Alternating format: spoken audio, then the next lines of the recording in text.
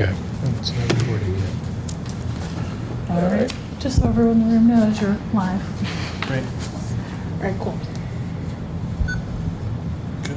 And then I'll be back in between after the Leeds board meeting to help you switch over to the other room. Okay, thank you. Hey, Amanda. Do you have any preference where I sit? You can sit wherever you like. It's so weird that you're just going over there now. Not over there. Sorry. It's so great. Have you met? This is Amanda Bakay. She's the Finance Committee Chairwoman. Folks from PFM, right? Yep. I recall you Sorry. being in your meetings This previously. is going to sound like a really dumb question. I forget your So, name. do I sign these before or after Nice we to meet you. council? Welcome back. Council member. Okay. You can sign. You're supposed to sign now. You might remember me That was from a- over I there. always just like go pick them up, sign them. Resident members of the, Yeah. well. Looked like so much fun, you had to give it a try. Yeah, exactly. Congratulations. And Thank we'll you. do the special meeting minutes across the hall. Limited finance Yeah. chair. And she is Yeah, as so the rule excited is that as you anybody that I've ever approve seen committee meeting to minutes and committee meetings, you approve Yeah. regular meeting minutes and regular. Usually it's like the council member Trash. doesn't show up. for Yeah, the last one in the room. Right. Or whatever. She's actually Yeah, into it. no. Great. The whole room is visible. What's your Good. Actually in banking. God Okay. Retail banking. For Jess for 10 being years. willing Okay. to And get then into it with. The last 2 years I transitioned into nonprofit You- operations. Yeah. Okay. So, yeah. to Well, go- that's what you to got go here. You got hard yourself a and nonprofit. Yeah, to go hard and turn. Yes, yeah, no, it's very purposeful. Hey. 10 years ago, like how you See you. in banking for each side and then to stay in forever. Or get out.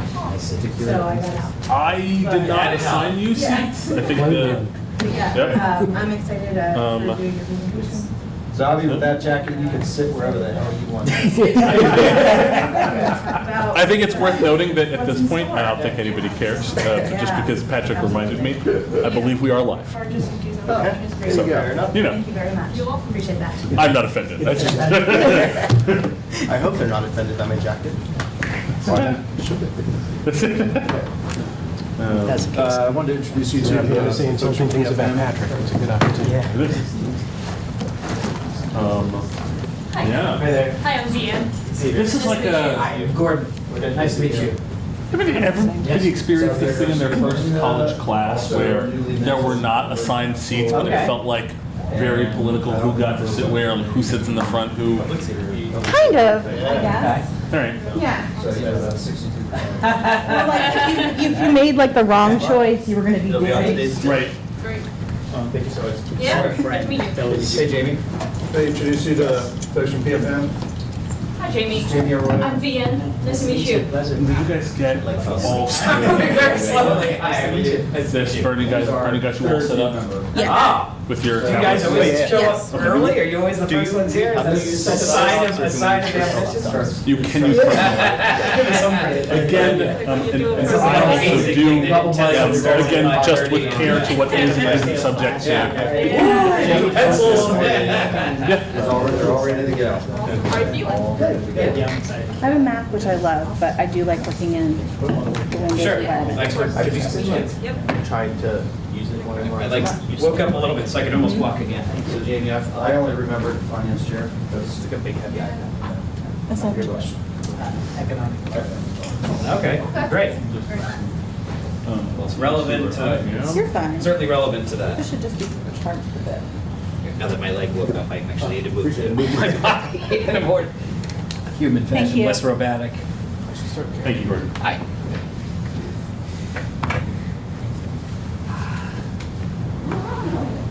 Do you need our cards for any reason? It would be rude to be like, a jerk, you just walked over. Give me one. I don't think so. You can throw it away if you want. I will reference it when I put down my. Put it up for minutes or whatever. Yeah, he's the one who does the minutes, so. Yeah. Go ahead and unplug me, because there's only 3 of us sure? there. Yeah, and I'm gonna unplug my Coming phone. over for the cart shoveling. I'm gonna say, oh, no, I couldn't get in that one. There you if I go. wanted to. Thank you, man. It's not vertical. I appreciate that. Yeah.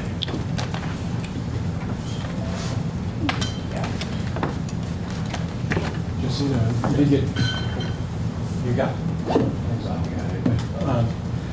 you got mail, and it's over on the dais when we go to the other meeting. Okay. It's your spot over there. Great.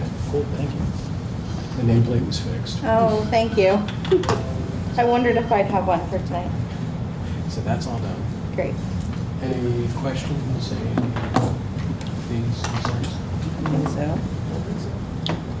Maybe you could, no, I have one. Never mind. I was gonna say. That's an easy fix. There's Yeah. a couple over in the podium. Oh, great. Actually, I do have the Answer is yes. The answer is yes. Oh, okay. Oh, they already covered Did you it. get squared away with the Wi-Fi and Outlook on that device? I'm all set up. Okay. Yeah, I don't have the Wi-Fi though, that's the only thing. Yeah, you know, and I don't think I have the See, dedicated yes. one. Oh, I do. Password is Red Rose 2017, capital R's. I'll have a question for you about setting up Outlook when it is not pressing. Okay. So we'll handle that at a different time. All right. Given my technical ability, they might just shuffle you off to county IT. people That's who actually fine. understand that No stuff. problem. And if you just want to give me the contact, the right way to do that, I can just. The way they have it set up is so that they don't get inundated. That by person's been everybody. here a while. Why And they go were they through, confused by the certain contact pronunciation? people and- But I definitely would not have, if you had given me 5 tries, I would not have come up with it. I would not have. Oh, okay, all right. Yeah, on the conduit No, question. I'll pose it to you and then, There was one. not again, not that. Yeah, typically, when something like that happens, then I would Right. send them their request, send them what the bill will. Right. Okay. Okay. Maybe I should keep this away from you. Okay. Sabotage.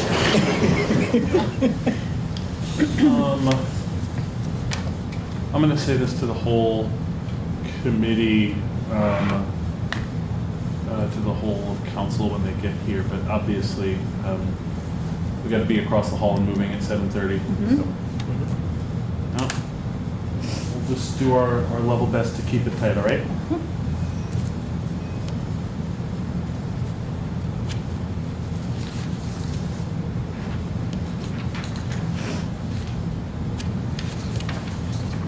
Those are your way, they go in the mail tomorrow. Thank you.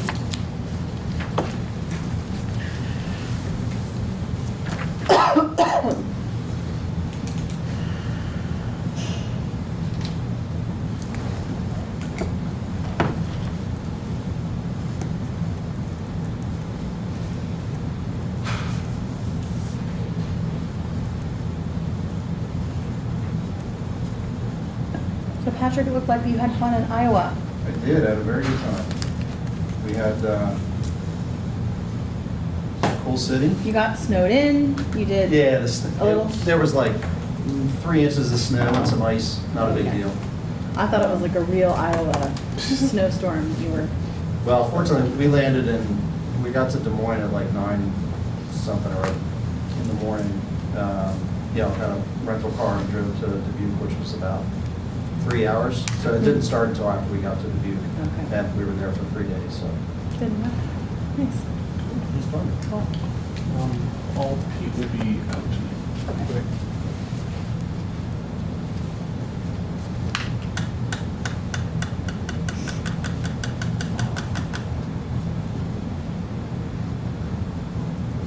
I'll probably gonna grab to bring my computer in. Most of the shows to the. Yeah. Yep. Okay. We even have a So remote. here, you squared away for later. I'm sorry, you would have a full clicker. Liquor. Hi. Joe Davis. How's everybody? Really good. How are you There doing? you go, Joe is kicking and screaming Here. into the 21st century. Okay, cool. I'm seeing what I can do, Bernie. I'm not promising anything. Here. Faith, Hey, how are you? how are you? Good. Hi, Councilwoman. I want to introduce myself. I'm Vianne. Nice to meet you. Nice to meet you. I just want to make sure I get the cards around before I lose a chance to do something. Thank you. I have very bad circulation. Hi, Councilwoman, I'm Gordon Mann. Nice to meet you. Gordon. Great. Nice to meet you. Thank you.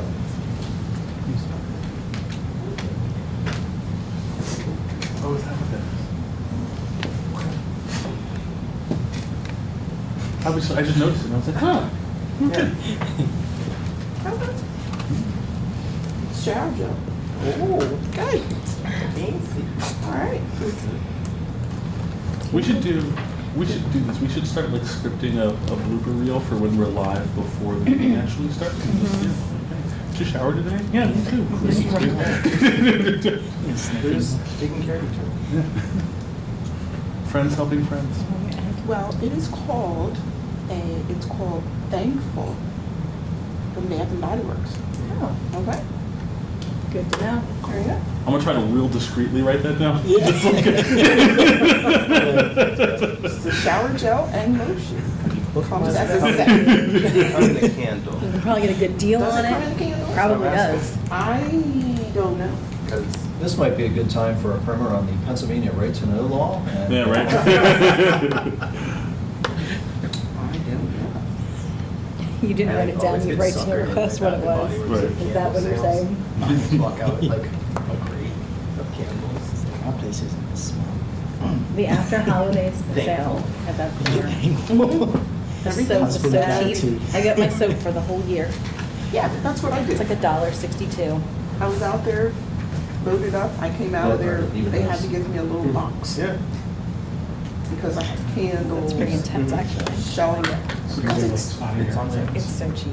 You get three for None of the that. price of one. I worked there for one Christmas, and like, I wouldn't recommend that to anybody, but they do. Also, sales. I try to avoid going to the mall as often as I can. So when I go, it's just like, boom.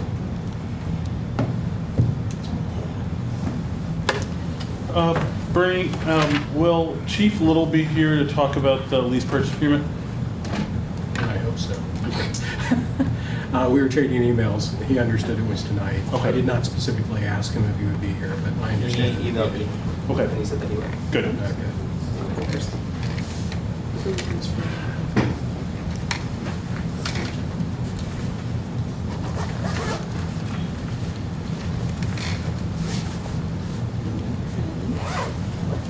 Anybody else had commitments? For most of the people that were on the personnel list, they will also be here. Okay.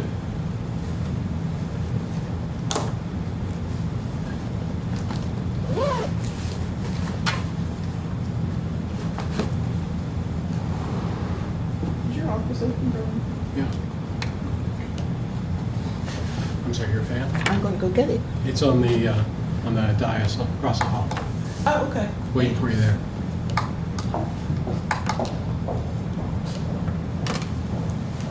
This is random as you, President. Rose pens? What? The red rose pens. I lost mine. Yeah, here, let me make a note to get you. Thank you, sir.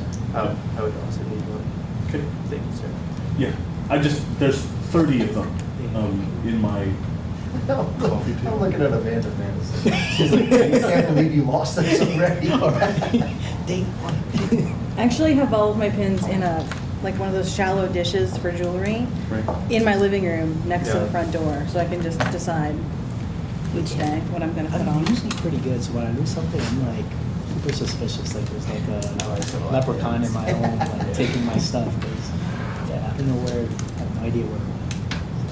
Well, there's a woman,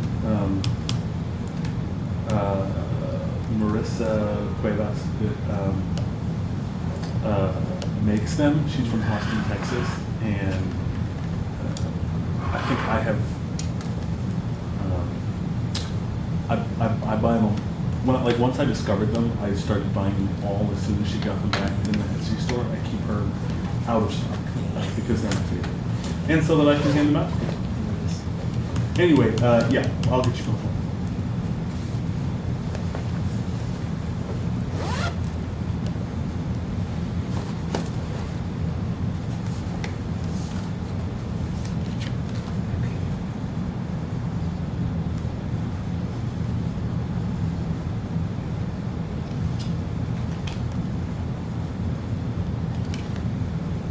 Did you say Pete's not gonna be here? No, Yeah, that's what he's not. Peter's absent.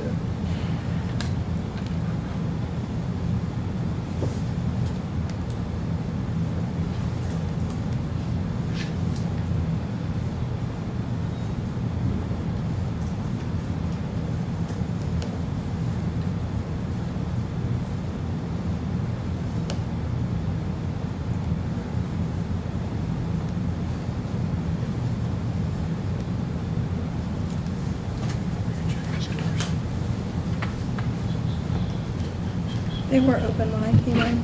They were? Yeah. Good.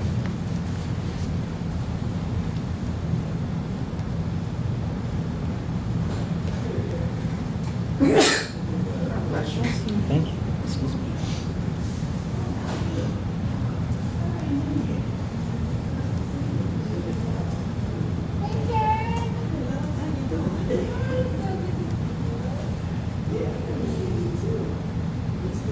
Well, I'm so happy that I'm wearing one of my photos because you almost love them. Guys. Hey, Joe. Hey, how's it going? Good. How are you? I haven't seen you so long. How are you? What brings you tonight? Just kind of concerned, you know, the dedicated staff. Well, Is it Marcy in the resolution about Keep serving. taking That's it? that's right. We pushed Marcy to the February committee meeting because the strategic management planning report is going to take an hour. And I'm actually not. I'm aging rapidly. You're like, so about that. that's just fine. My She'll previous be at statement. Sorry, I apologize, we didn't loop you back in. Bernie emailed Marcy, and Marcy said that's fine for her timeline. So we'll get her in February, and that'll be an easy passage. Yeah. Good to see you. Happy New Year. No, indeed. Just 'cause I'm Yeah. sure you- Go up that far. Yeah, happy New Year. Yeah. Belated birthday, I saw. Oh, that's right. Yeah. Happy 43. I know, it's a key ring, so I've been carrying it around in my car. You know, is this like you saw this and you're like, oh, this is the person who's supposed to be?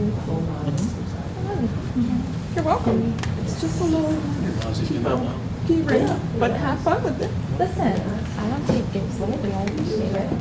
Hey, Mom, is this your first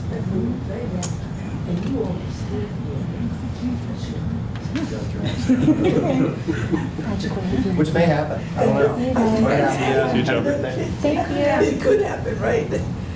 Oh my gosh. Hello, how are you? I'm very well. Yeah, I'm coming over to you. But you don't have to get up. No, I'm coming to see you. How are you? I'm doing well, thank you.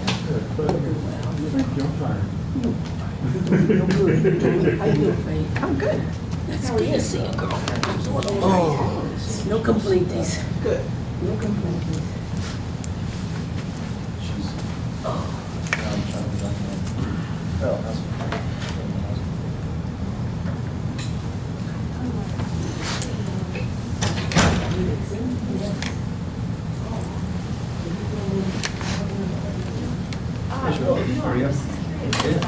Are all the lights hot? When you push the button.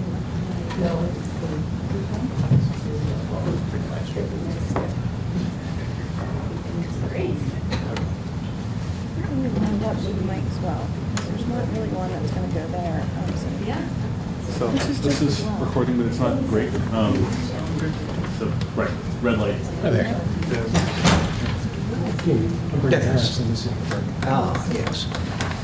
I'm sorry. are- Chiefs, good evening. The personnel. Good evening. No. The one, yes, yes. Everybody. It's the two. I'm sorry. How are you? You can see it. And so far, everything's great. Are you one of the nominees for position? Oh, yes, yes. Scott, I'm sorry. Yes. Hey, just, so this. Okay. Just Yes. Oh, sorry. So not to diminish the importance of this, but as tight as we can keep, as you think, is what I appreciate. That's all. No problem, we can do that. Thank you. Do that. Hey, good evening, sir. Good, good.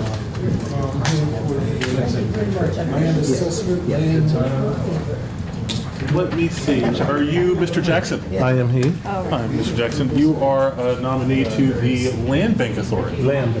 Yes. So we are. This is our joint committee meeting. So we'll go through the Finance and Public Safety Committee meeting, and then during the Personnel Committee meeting, we'll consider your appointment to that authority. So glad you're here. Okay. Thank you. Please feel free to grab an agenda and have a seat. All righty.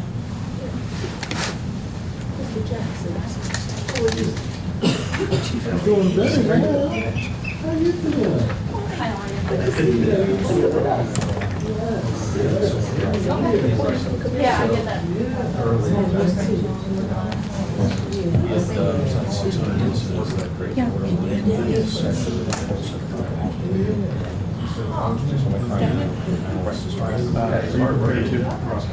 I sure can.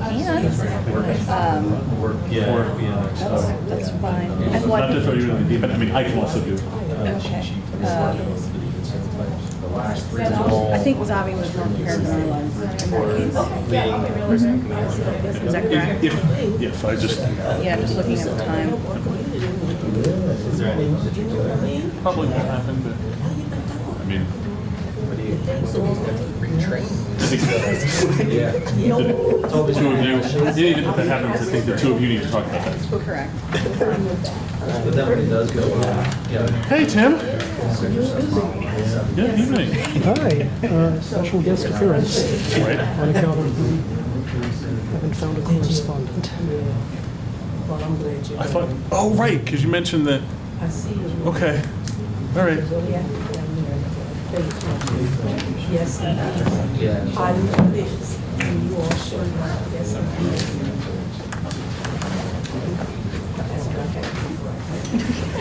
I completely prepared for that. Did you get my email?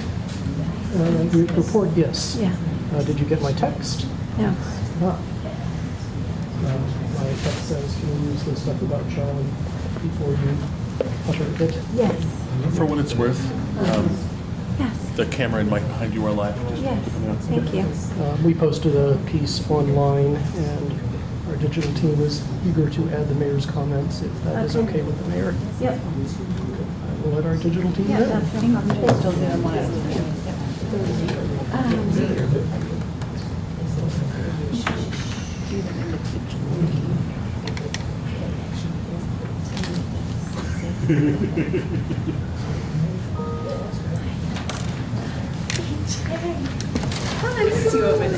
Happy New Year, sir. Nice to meet you. Hi, how are you? Good to see you. Good evening. How you doing? Good. How's Everything? Yeah. Everything's good. Yeah. Have we met? Yeah. It's my Dennis Neal. Ah, that'll do it. Great. Welcome. Thanks for being here. Good. Thank you, Ben.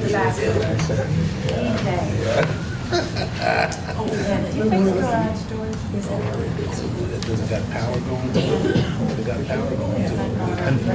Yeah, this is you are a resident of Hart. what you want to do.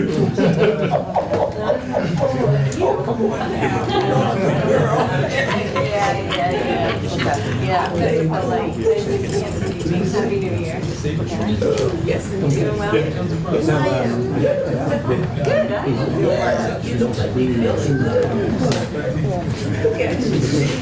For the Hart.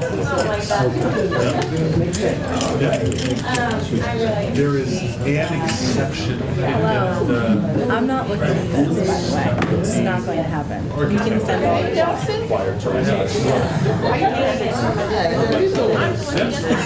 It's good to meet you, Dennis. Gentlemen. How are you? Good, good.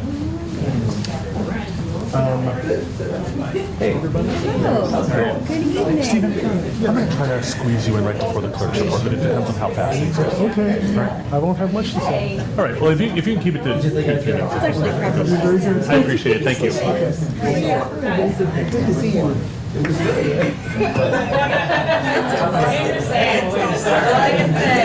Big size. I'm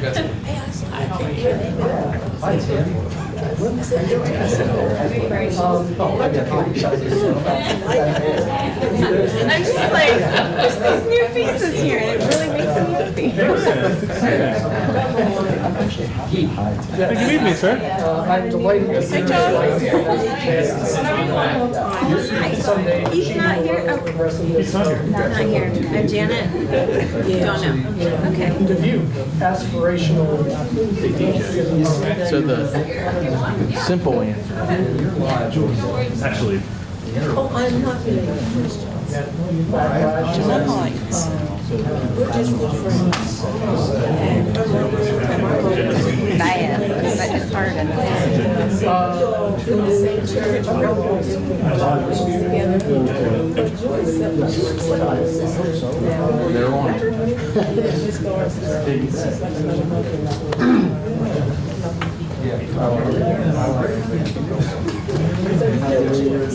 Ignore each other. Oh, you did? Yeah. You are. Just so you know. Go ahead.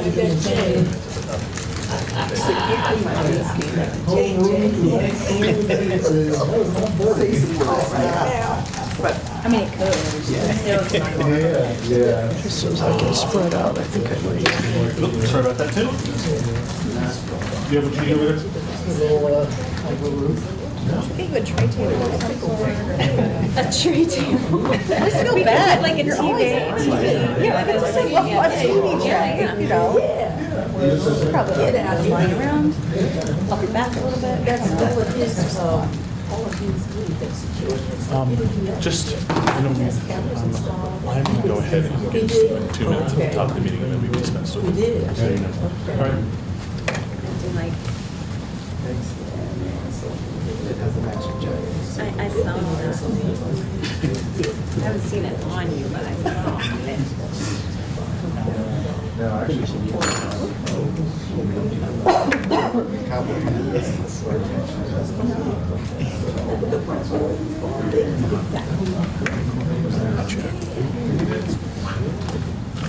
It's wonderful. Yeah.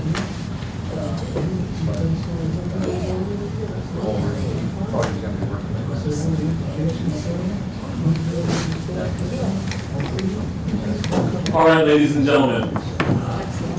Welcome to the first council committee meeting of 2020. I'm glad to have you all here. Since we're on a tight timeline tonight, I'm going to go ahead and get us moving. Since we're here at the top of the meeting, would just ask everybody to keep in mind that we do have to be across the hall for the scheduled council meeting shortly before 7:30.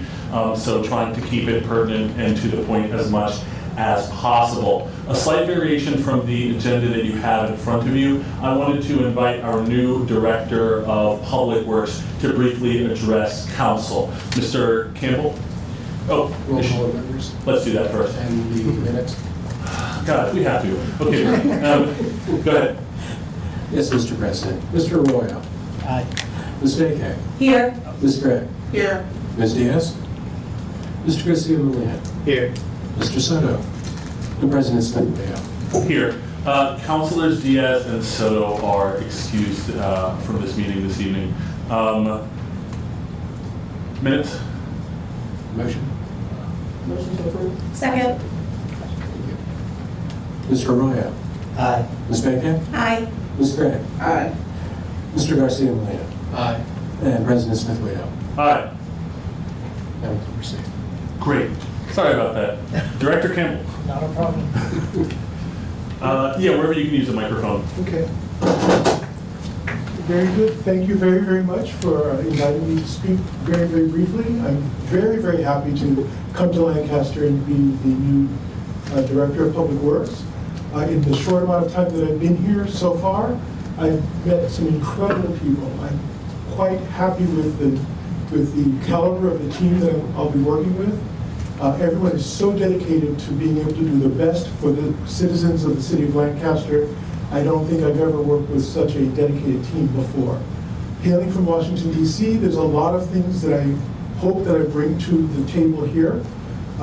We very much want to work with the residents and the citizens, and from what I can tell, many of my team have already been working very closely with you and with the council, with the city's citizens, and with each of the neighbors in the different blocks of the city of Lancaster. So I'm very, very happy to be here, and I'm hoping that all of us have a fruitful and tremendously successful tour together. Thank you. Thank you. All right, yes, thank you, Director Campbell. We will go ahead and pass it off to Councilor Bakay to open the Finance Committee. Thank you, Mr. President. Since we're around town, we're right to the point. I have one item on the agenda. We have representatives from PFM Financial Consultants who are going to be presenting this evening. They will take up most of your time on your agenda. So I'll turn it over to them. Thank you very much. Thanks for the opportunity to kick off your 2020. We'll try and keep this, I know finances, some people find it interesting, some people do not, but we'll try and keep this lively and interesting and engaging, because we do think it's what we have here is important. And just to remind you who we are and why we're here, Public Financial Management is not a creative name, but it is what we are. We are a consulting firm that works basically exclusively with city government, states, and other public sector entities. We are focused on finance, so we do bring that particular focus to what we do. Late last year, the city applied to the Commonwealth of Pennsylvania for a grant to go through this process. The city has been through this process before, probably a little more than a decade ago, and so it's time to redo the evaluation, to put together what's called a multi-year financial plan, where we talk about your finances and how the money that you collect and spend lends itself to being the kind of organization and delivering the kind of services that people value. So what we're going to do tonight is the first of 3 acts, right? So there's 3 steps to this process. The first step is the financial condition assessment. That's what we're going to talk about tonight. It's going to be very numbers and very mathematical. For those of you who like numbers and math and finance, this will be your night. For those of you who don't, hopefully you'll find it interesting anyway. City government is not a financial institution. You're not a bank. You're not a hedge fund. Your bottom line is not how big your bank account or your balance is. Your bottom line is your service to your residents and the people who work and live here. So the second phase of this is to meet with pretty much everybody who's seated right in a row here, all of the department heads and some of the other folks, to hear about what city government does and why it does it.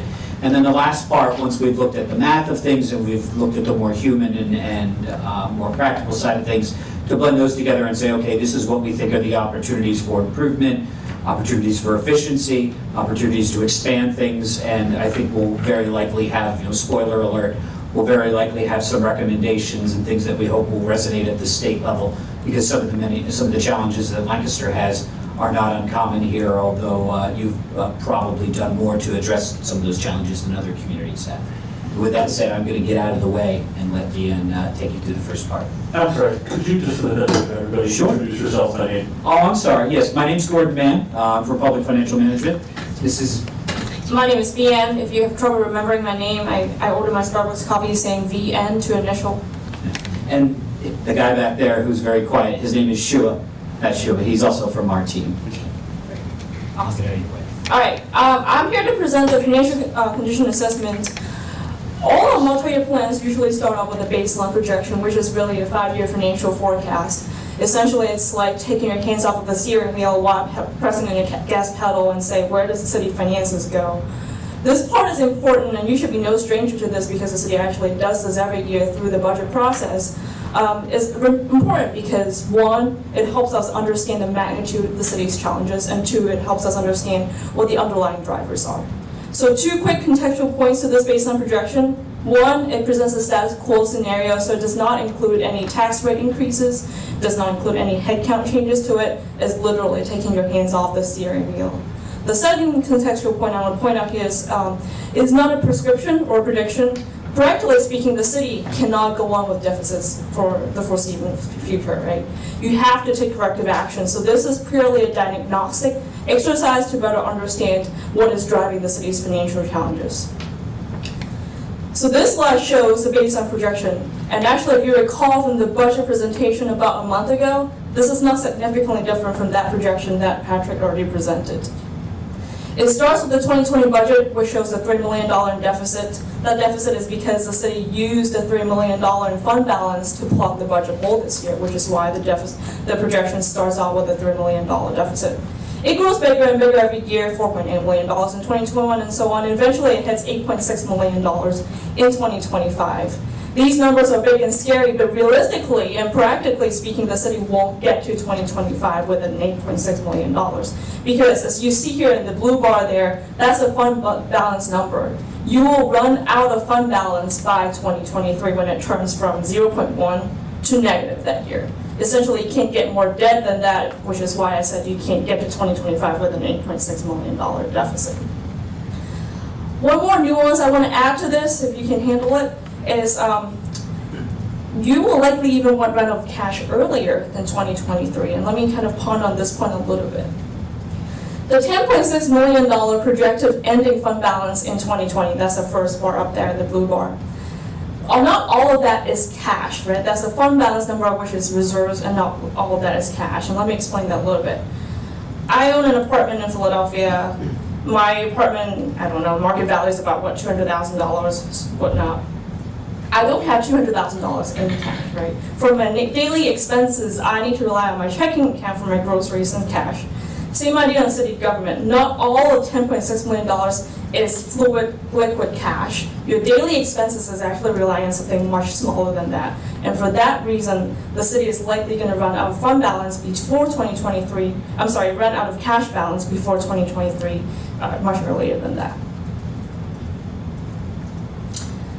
So we have three findings from that baseline projection. I want to go through that one by one. The first is the city has a structural deficit. What does that mean? The structural deficit means that the city's expenditures is growing at a much higher rate than revenue growth. If you look at the graph here, this shows 2014 to 2018 historical average annual growth for your revenues on the left side and your expenditures on the right side. This is absent your tax rate increases or your water rate increases. So you'll see 0% on the real estate side and 0% on the water fund side. The numbers in the parentheses are the percent of budget. So real estate tax represent about half of the city government budget, which is why in parentheses it says 49%.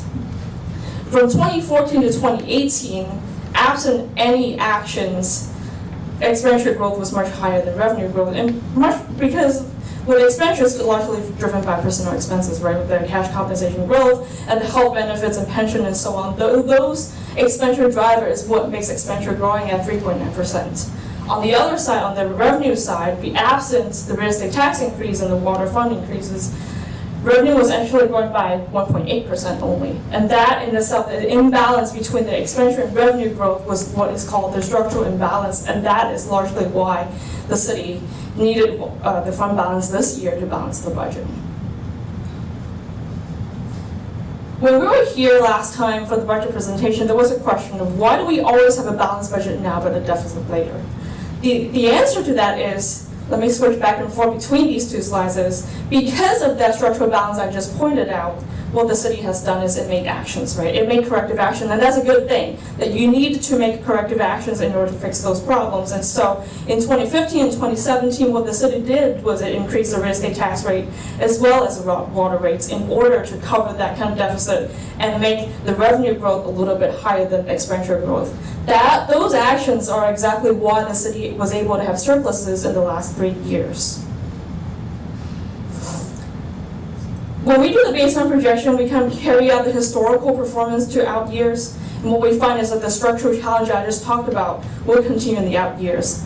These numbers shows the growth assumptions in our baseline projection. So again, absent any corrective actions, without any increases to the real estate tax rate, what happens is that all the way to the left there, you see that brown bar, that's the real estate tax growth absent any tax rate increase. And that's not the city's fault. Generally, in Pennsylvania, unless you have a reassessment or unless you increase your tax rate itself, your real estate tax generally grow at a very, very slow rate. On the other side of the bar chart here, the blue bars there, absent corrective actions, right, the wage increases continue to grow, healthcare inflation and pensions continue to drive expenditure growth, and as a result, there's this big imbalance between the revenues and the expenditures, and that's why we projected those big red numbers when I first showed in the first slide, where the $3 million deficit grows bigger and bigger every single year to the $8.6 million in 2025. I'm going to skip this slide in the interest of time, but the second finding we have from the baseline projection is that the city uses the fund balance to balance the budget. So whereas the structural imbalance I just talked about explained why the red number grows bigger and bigger every single year, this reason explains why it starts with the $3 million deficit in 2020. In 2020, this year's budget, what the city did was it used $3 million in fund balance and reserves to plug the budget hole, and that's the red slice there in the pie chart to the left there. That 5% of the budget, the transfer from fund balance, that's $3 million and it's equivalent to about half of your debt service spending or half of your pension spending. That is the amount of money the city is pulling out of the reserve this year to plug the budget hole, and that explains why the deficit begins with the $3 million. If the city did not use the $3 million to plug the budget hole this year, it would still grow bigger every year, but it wouldn't start with $3 million in deficit. It would start with a zero, essentially, in 2020. So I just explained kind of why it grows bigger every year and why the number is as big as they are in this baseline projection. One of the natural answers to the challenges the city has in terms of the finances is, well, gee, we might just need more economic development in order to grow our tax base to catch up with our expenditure growth, right? If I look back at that slide right there, well, don't I just need to make sure that my revenue just grow naturally to meet that 2.4% growth in the expenditures? What we have found in this exercise is that economic development, growing your tax base naturally alone isn't the answer. This excerpt in the brown box here is the excerpt from the financial statements of the city. It kind of shows the kind of investment the city has been getting over the years from 2007 to 2014, $1.5 billion, even more since 2015, right? Since 2015, the second line there, almost $400 million in investments. These are big numbers, so how come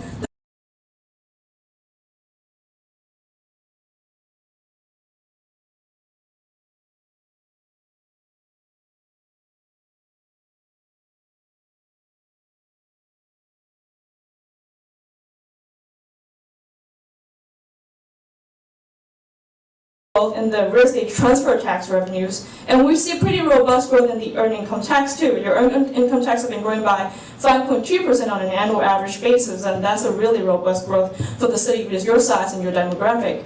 So why is it not enough to catch up with the expenditure growth? Well, part of the answer there is half of your tax base based on the real estate tax. And the real estate tax, again, generally doesn't grow unless there's reassessments or unless there's a tax increase.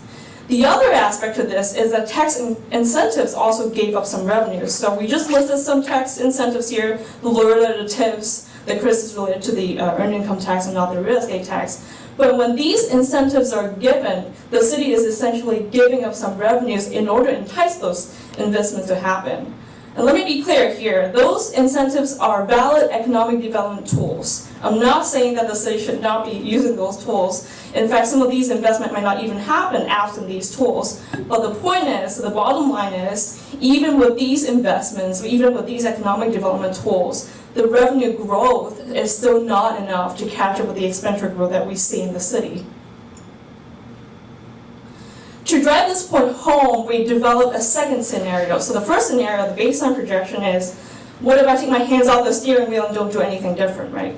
This one, we developed a second scenario where we say, okay, what if your revenues grow really, really high? What if you have really robust revenue growth and the economic development that we talked about earlier, the investment that we talked about earlier, what if they continue to increase and are really, really big and your revenue growth a lot? So instead of assuming 4% earned income tax growth, we say 6%. In terms of almost flat local services tax, we say it will grow by 2%. Instead of basically flat building permits, we assume 10% building permits grow. What if all of this growth happened as a result of increased investments? Our result shows that even with those kind of robust revenue growth, the city cannot grow its way out of deficits.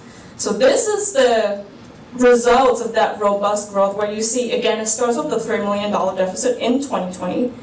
It's smaller, the deficits are smaller than the baseline projection, so instead of $4.8 million in 2021, it's only 4.3. And if you look all the way to 2025, instead of $8.6 million in deficit, it shows $7 million deficit. So the robust revenue growth does help reduce the size of the deficit, but it doesn't make it go away.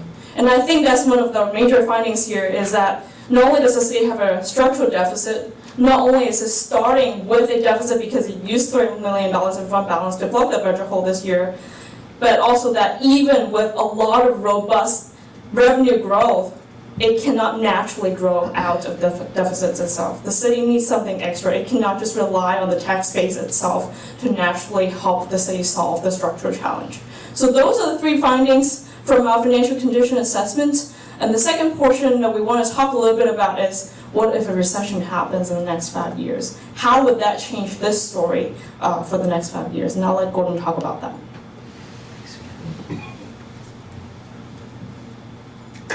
I'll sit back down for this. So you're 20 minutes in and you're already depressed, right? Let me walk you through the recession readiness piece and explain a little bit why we did this. The reason we did this is not to bum you out even more. Part of the reason we do these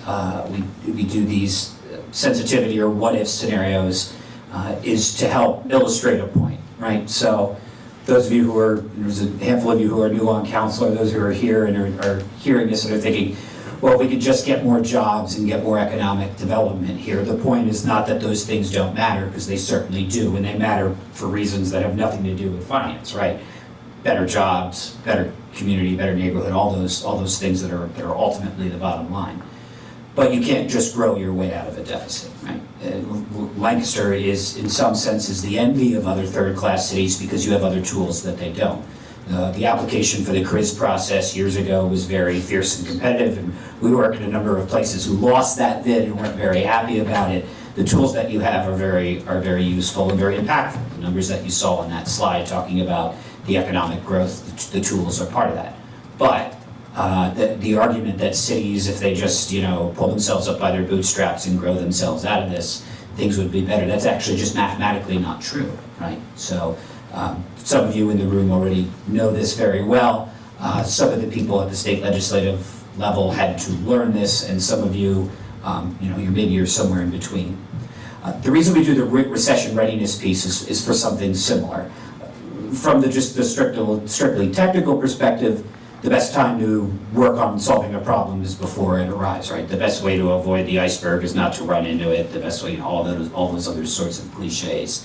So I'm not here to predict a recession. I'm not smart enough to do that. But history tells us that we're in the longest economic expansion. It's been almost a decade. The economic expansion won't die of old age, but it also doesn't continue forever. And at some point over the next, pick a number, 5 years, 10 years, 7 years, 3 years, there's likely to be some sort of recession, right? And so as we think about how prepared are you to deal with that, the best way to start to deal with that is before it arrives, right? Now, once you get sick, say, okay, what can I do to get better? But to take some preventative steps ahead of that. And the other thing is because other entities look at you. So when the city goes out and borrows money, it goes through a process where it submits its financial statements to a series of institutions, credit rating agencies, banks, whoever is going to give you the money, right, basically. And they say, okay, I want to know that you're good for it. I want to know that you're able to pay the debt in full and on time. And part of the way I'm going to evaluate you are on these 3 things. 1, how volatile are your revenues? If the economy goes in the tank or a big employer moves out of town, am I still going to get my money, right? So if they're approaching this from a very self-interested perspective, but you can still learn something from it. The second thing is how flexible, how certain can I be that you'll put me first? If you need to pay me for your debt, how flexible are you to rearrange things so that I get my money first, right? Your employees, your bargaining units, your vendors all have the exact same perspective, just with a different me in front of the me first. And the third thing is, okay, what if you can't make either of those moves fast enough? How big's your piggy bank? How big are your reserves? So we want to talk about those 3 things here in this phase. You already likely know this, but you get most of your, where does city government spend most of its money? One word, people, right? Employees, whether that's salaries or health insurance or pensions or whatever, it's people. That's what city government does. Doesn't build aircraft carriers or anything like that, it's people. Where does city government get its money? In a word, taxes, right? You don't have, here in Pennsylvania, you don't get a lot of money from the state. You don't get hardly any money from the feds. You get it through your local taxes, right? And the real estate tax in general in Pennsylvania is about 50% of your budget. The earned income tax, which is paid almost exclusively by residency. People who live in Lancaster pay their tax here. People who work in Lancaster but live elsewhere, their money will go back to wherever they live for the most part. And then a host of other smaller taxes and smaller things. If you think of this as two horses attached to the wagon, right? The real estate horse pulls half the weight, and everything else is the other horse combined. So that's what your revenue picture looks like. And incidentally, that's not unusual. Your mix here is not unusual. You'll hear the phrase third-class city or cities of the third class. That's not pejorative, that's a legal term. There's one city of the first class, it's Philadelphia. There's one city of the second class, it's Pittsburgh. There's one city of the 2B class, that's Scranton. Everybody else is considered a city of the third class. And most other cities, whether you're Wilkes-Barre or Reading or York or Erie or whomever, the revenue picture generally looks like this. So what happens in a recession? The way we answer that question is what happened in the last recession, right? So the last recession was from June 2007 to June 2009, called the Great Recession. It starts a little bit before whatever you've got here on the screen, right? So it starts back here. And what happens is so let's look at that one horse. Let's look at the first horse, the real estate tax. And what that does is, real estate tax in Pennsylvania is not based on the market value of your property. It's not based on what you can sell it for. It's based on the assessed value of your property. And the assessment happens at a fixed point in time, 2 years ago in your case. But if 5 years from now the county hasn't done another reassessment, the assessed value will still be what it was in 2018. And there are many communities in Pennsylvania that haven't had a reassessment in 20, 30, 40 years, right? That's what the tax is based on, not the value of property or what can I sell it for on the open market, but what's it assessed at. And because of that, because assessments happen once every couple of decades, and for the most part in Pennsylvania, your tax base just doesn't grow, right? The value of the property in 1978 will be the same today as it will be 20 years ago in 1978, because that's a fixed point in time. So what happens during a recession to your revenues is honestly on this side, for this horse, not much. This is the other side of the you can't grow your way out of a deficit. Pennsylvania governments are inoculated a little bit to recessions because their market value, if the market value of property drops because there's less businesses, there's more foreclosures, all those things that happen during a recession, the assessed value of that property still stays what it is. So for the most part, you can see the assessed value is the bottom line. It's essentially flat until that spike at the end is the reassessment. So for about half of your revenues, you're stable. But for the other half of your revenues, there is some volatility, right? So no surprise, in a recession where people lose their jobs, their income drops, and the earned income tax revenues follow that. So again, we go to you've got the Great Recession here. It starts here, it runs here the first year. You're halfway through the recession, you see the revenues, the earned income tax revenues drop from 4.8 to 4.5. Governments lag behind in the recession. Private sectors hit first because governments get their taxes from the private sector. There's kind of a ripple effect, so governments tend to trail behind. Recession officially ends right about here. Your revenues still go down, and then they start to come back up again.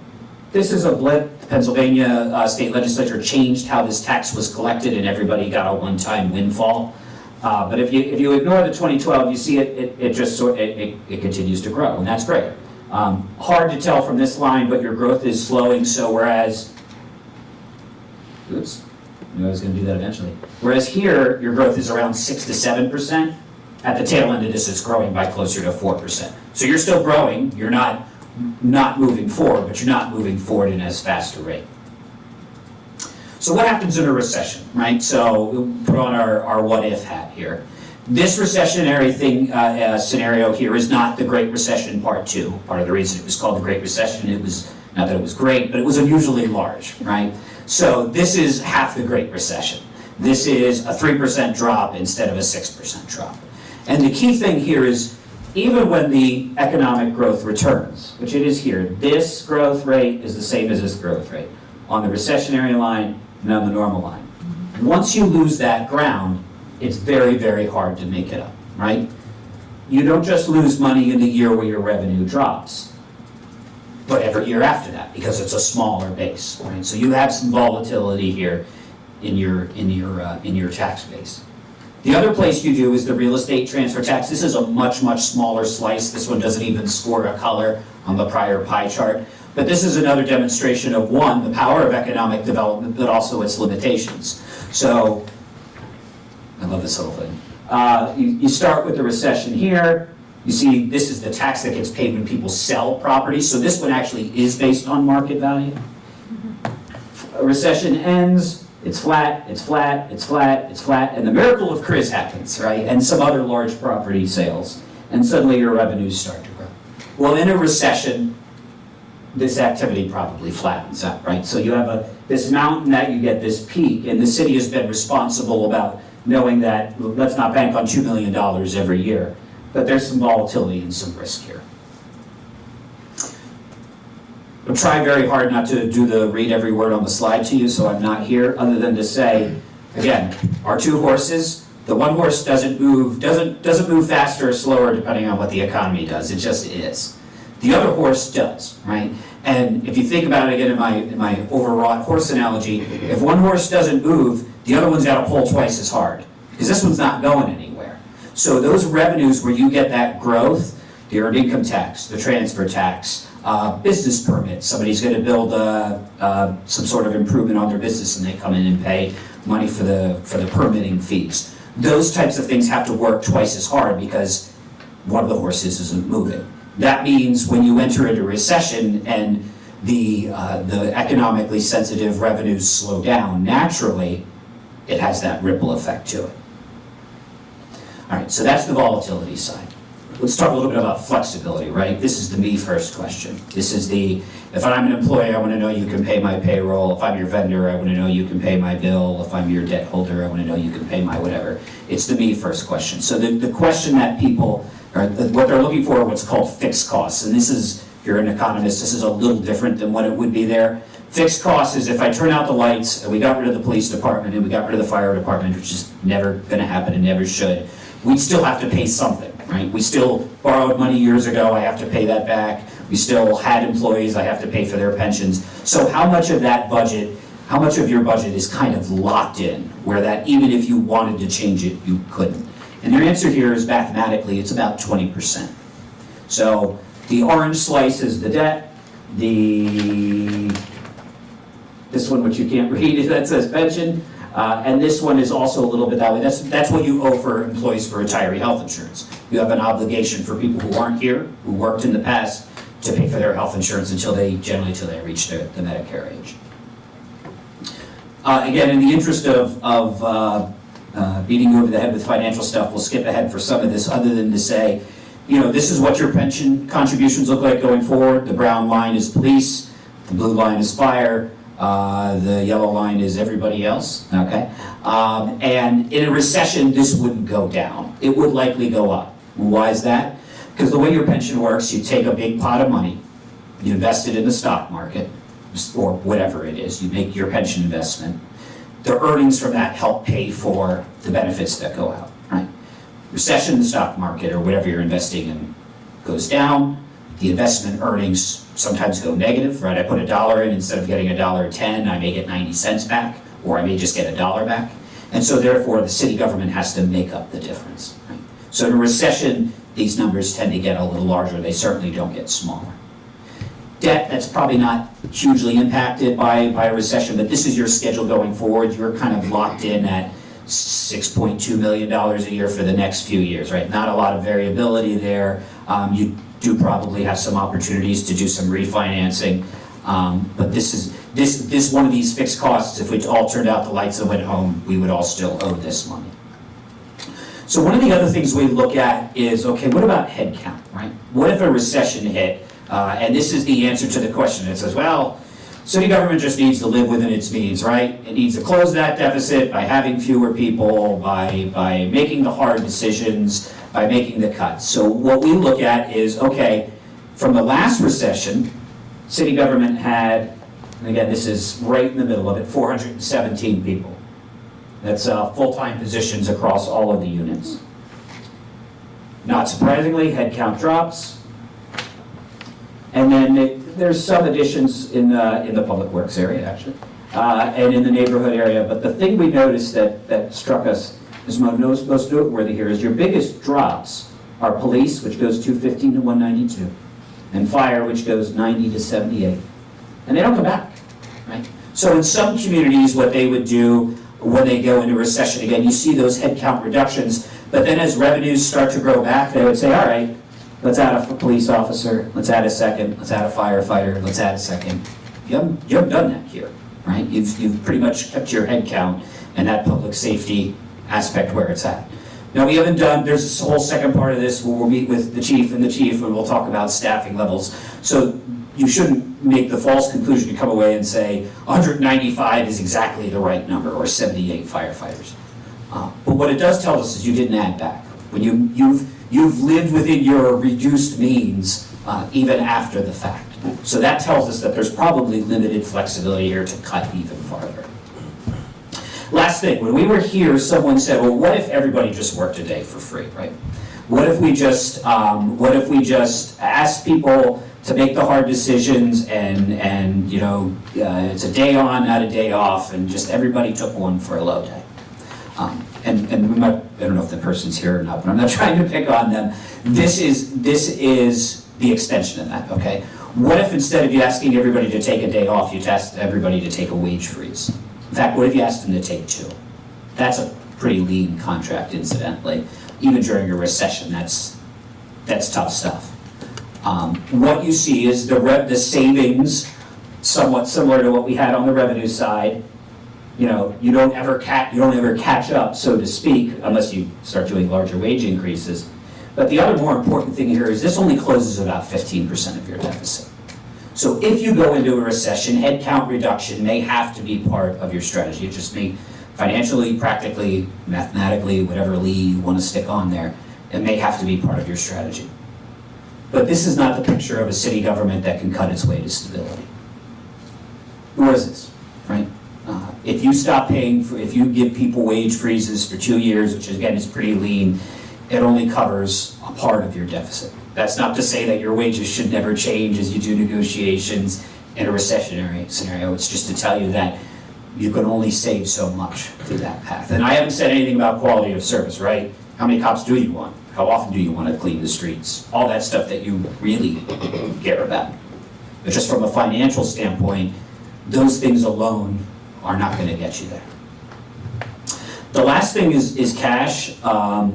You don't have much of it across your major funds. So how much cash is enough? Vian talked a little bit about this on the fund balance side. The rough rule of thumb is 2 months. You want 2 months worth of fund balance, which Vian explained, because in Pennsylvania, you get your first big shot of money in February when the first payment of your income tax comes in. It's generally paid quarterly. And then you get that one horse, that 150%, that comes in April, May, June, right? You have things that you have to do today in January and February and March before the horse comes back to the barn. You have to pay your employees, you have to pay your vendors, to pay the electricity, all that sort of stuff.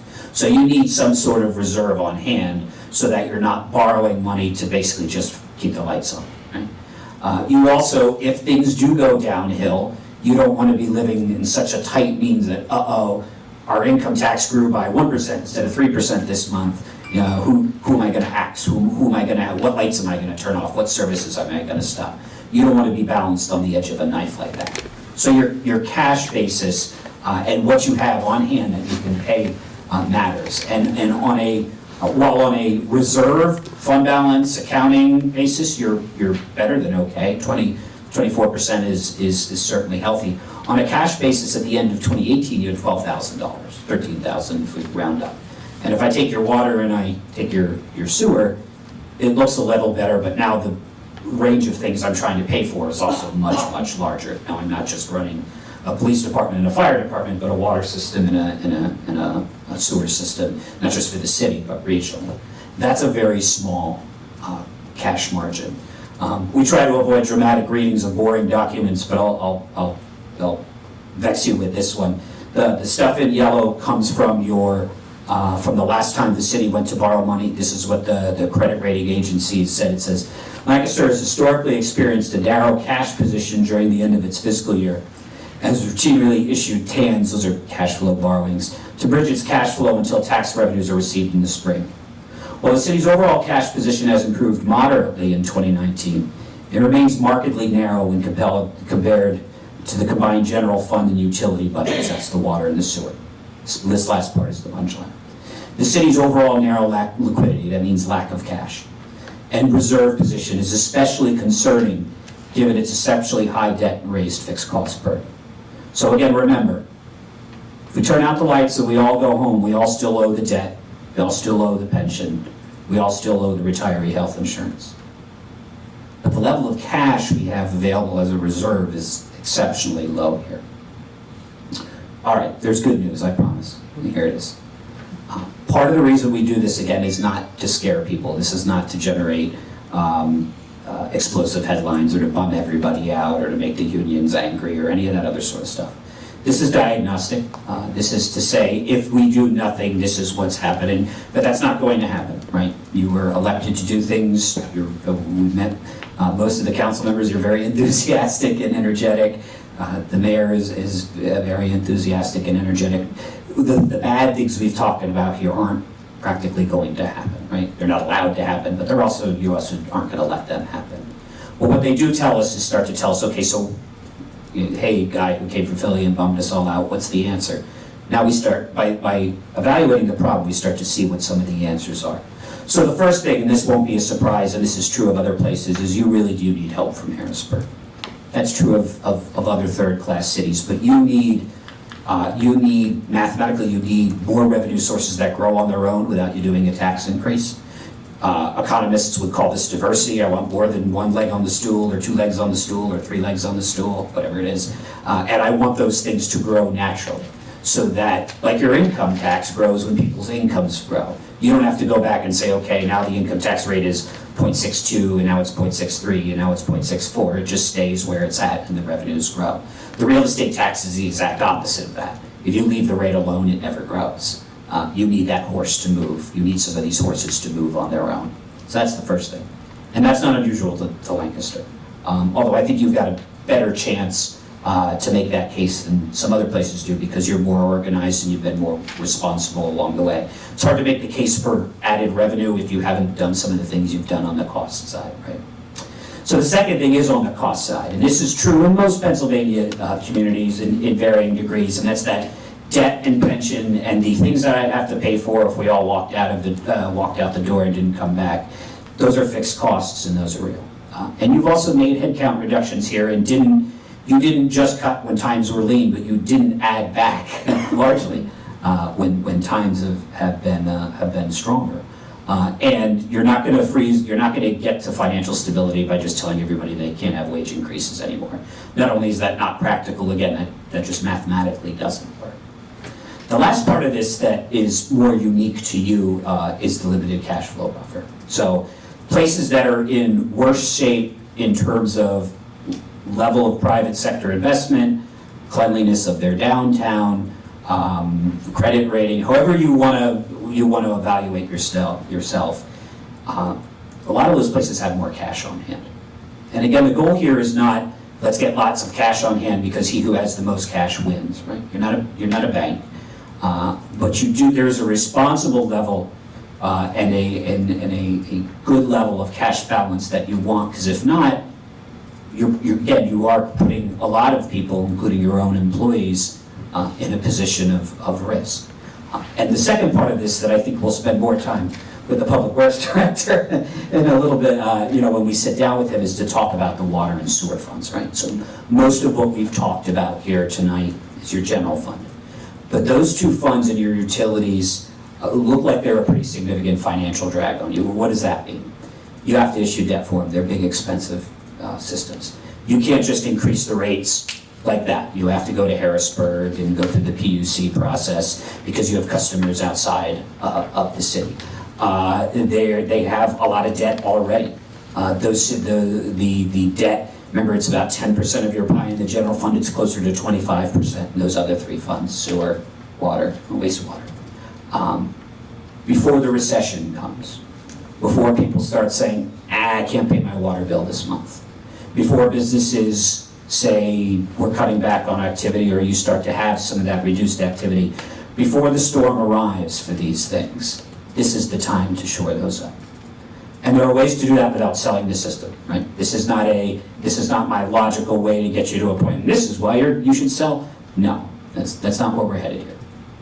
There are ways to address these situations. There are municipally run authorities that are in stronger shape, or municipally run systems without selling it to Pennsylvania Aqua or Pennsylvania American or Aqua or whatever. So what's the answer there? We don't know yet. But that's something we're going to spend some time doing, because as much as anything, as much as what you do with your police department and your fire department, what you do with those utilities now and into the future really will affect where your police department and your fire department and everything else ends up. Last thing, you want to close? I get the delightful role of ending with a higher note. So, what we have talked about is very financial focused so far, right? And I promise, not the entire engagement will be so financial focused. The one thing I want to be clear about is, from a financial standpoint, the goal is not to just balance to zero. If city government's mission is to balance the budget, that would be very sad, and I don't think that is your mission. Your mission is stronger neighborhoods, secure income, safer streets, and government, right? That's your mission. So our goal is to help you reach that mission, not just to balance to zero. And city government needs to make investments, right? You need to make investments in your buildings, in your vehicles, and all the assets that you own. So the goal is not just to make sure that, right, the structural deficit is eliminated and we're good. The goal is to make sure you have room to invest in the things you want to invest in and actually achieve what you want to achieve. So our next step here, once we're done with the financial condition assessment, is to enter the second phase, which is a management audit. And the management audit is, we have already scheduled a meeting with the police chief, and we'll subsequently schedule interviews with all the department heads to understand what they do, how they do it, and why they do it. We'll also try to understand what they do to how it relates to the Lancaster mission. The 4 priorities that you have, we'll try to understand, connect the dots there, and that will be kind of our management audit phase. And beyond that, we'll come up with recommendations, and hopefully it won't be all kind of somber and sad, but rather hopeful with some kind of solutions for you to kind of get out of this structural problem that we see here today.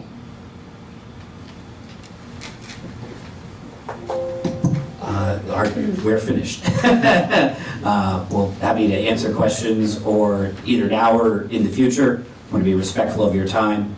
The risk of quoting Andy Reid, time's yours. Any questions from Finance Committee? Other members of council? I thank you very much. Sure. Yeah. Thank you. And we'll be back with I'm more so sorry. positive things. From the peanut gallery over here. Tim. Hi, so I'm Tim Stuhlberg from Sure. LNP, the local newspaper. Yeah. Could you talk a little bit more about what you said toward the end about the utility funds? It sounded initially like you were just saying we need to shore up the cash position. Then later it sounded like, no, actually the debt is a drag, which sounds like a bigger issue than just cash position. Yeah, so it's both. I don't think it's just cash at this point. It's a matter of investment in the system. It's a matter of debt. I mean, the way that, I don't know, we flipped past this, but what the credit rating agencies are saying is, the city has issued general obligation debt to support its water and sewer enterprises. While its debt burden has been historically high, the additional substantial debt burden has resulted in particularly outsized debt burden. So there's a couple of things here. There's debt.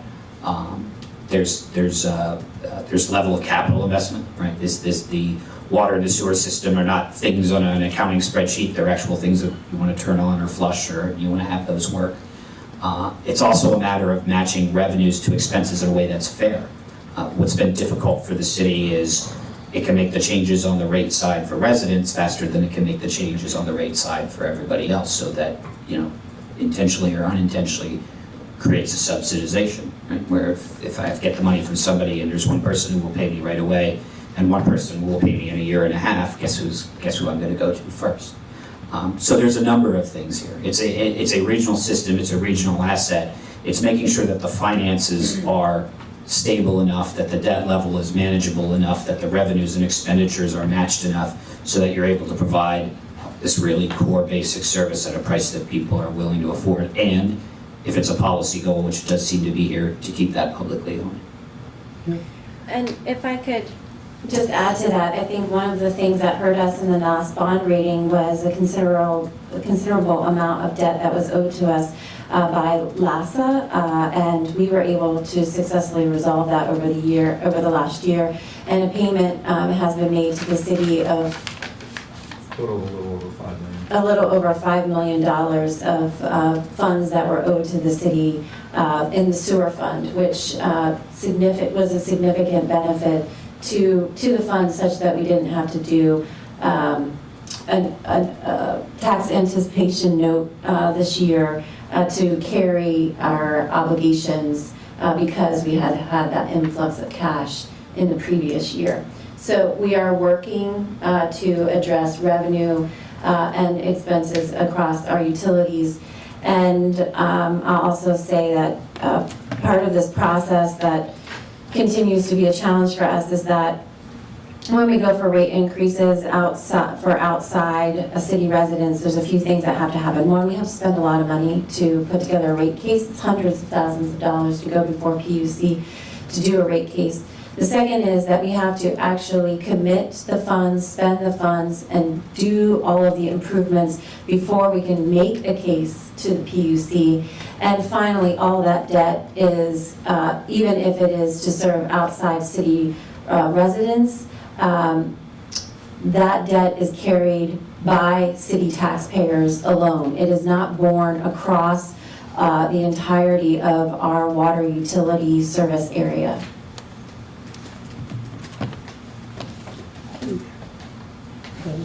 Yep. Some things don't change. You were saying that you'll be looking a lot more closely during the operations analysis at the utilities. I'm imagining you'll be looking at operational efficiency and things like that? Yeah, and just to make sure we set the expectations at an appropriate level. Again, what our name is what we are. So public financial management, we will approach the utility systems from a financial perspective. Not going to put on, go down and try and evaluate the quality of the pumps or in the water station. But what we'll be looking at is from a financial perspective. We'll also look at the things in the general fund, right? So the police chief is already working on a lengthy information request that we sent him. There's no way to talk about, I forget which one of you is the public safety chair. There's no way to talk about what city government does without starting with police and fire, right? It's not the only thing that city government does, but it's a really big part of it, right? So we will spend time with those parts of the organization as well. And this may be more of a question for the mayor, but I think everyone in this room is aware that we have to continue making major investments in our public works. We have an aging system, we have a consent decree imposed by the EPA, so it sounds like this is going to be a pretty narrow needle to thread. Would that be correct? Or, again, we don't know until you do the rest of it, but it sounds like it's a potentially challenging situation.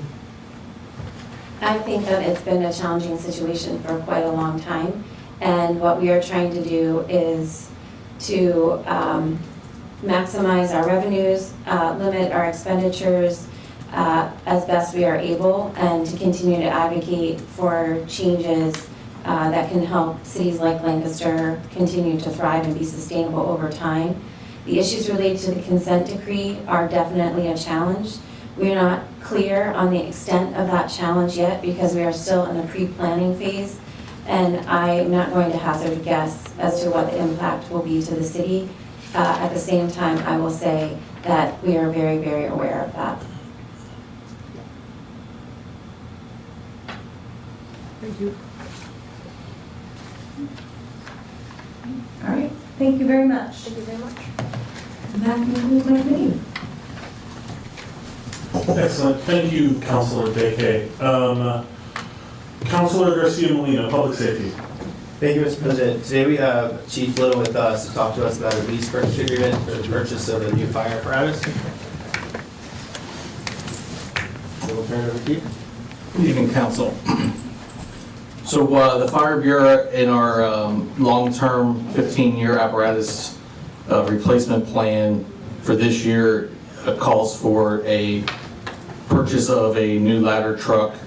A year and a half ago, we bought a used aerial scope with the idea of refurbing to help save the city a cost. And that will come in at just a little under $400,000 savings by what we are coming in before you tonight to present and hope for approval. So what we'll do is we send the aerial scope out to Pierce Manufacturing in Wisconsin. They will take the used ladder truck that we currently have housed here in the city, and it will become a brand new ladder truck. What they do is they'll take the aerial scope off the top of the truck now and refurb it and put it on a new fire truck. Again, that's a cost savings of about $400,000 from what we would be purchasing from a new ladder truck. That also will be replacing a 23-year-old ladder truck currently housed on East King Street, and also going to be trading in a 17-year-old pumper for that one fire truck. Thank you. Any questions? Total cost for the new pumper over a 10-year lease payments. The total cost is $1,060,000. Over that 10-year lease, it comes out to $125,000 a year.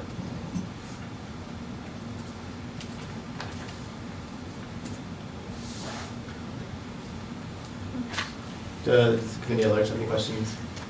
I think I do.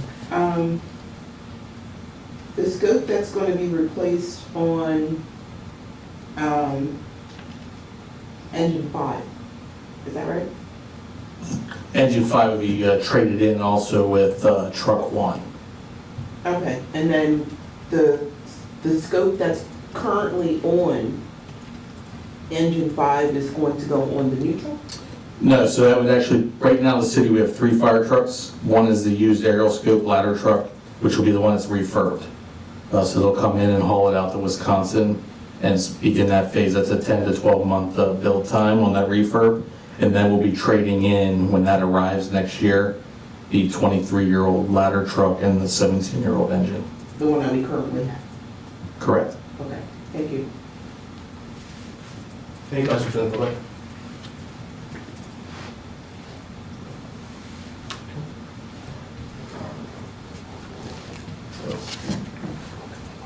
Can I get a motion to move the council? Motion to move the council. Second? I'll second. Vote? Aye. Aye. That's how it is. Thank you.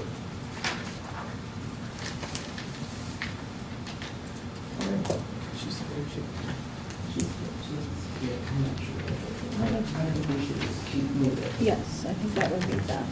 Okay, so let's move right into personnel. Okay. So I'll be filling in for Councilwoman Diaz for the Personnel Committee. I've been informed that everyone who is up for nomination is here with us today. So we can start with Karen Dixon, who is a nominee for appointment to the Lancaster City Housing Authority. Karen. Come on. Can you tell us a little bit about yourself? Should I sit or stand? Whatever's most comfortable. Okay, I'll sit. Good evening, everyone. My name is Karen Dixon. I'm a resident of Lancaster City, have been all my life.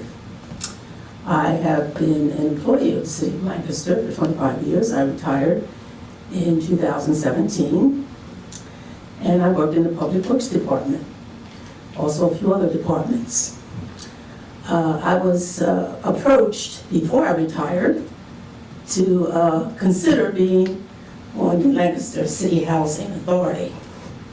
I was a little leery about it because I did not really think I had anything to offer, but I think I do because I live in the city, I own a property, and I have some good neighbors who rent, and I also live around people who are rent from the Housing Authority. So I was asked to be on the Housing Authority, and I think that I can do a good job on the Housing Authority board. And I'm looking forward to the position and working whatever comes before me. I think I can meet the demand, hopefully, with a whole lot of prayer. So that's basically, and if you want to know my education, I just went to public schools here in Lancaster City.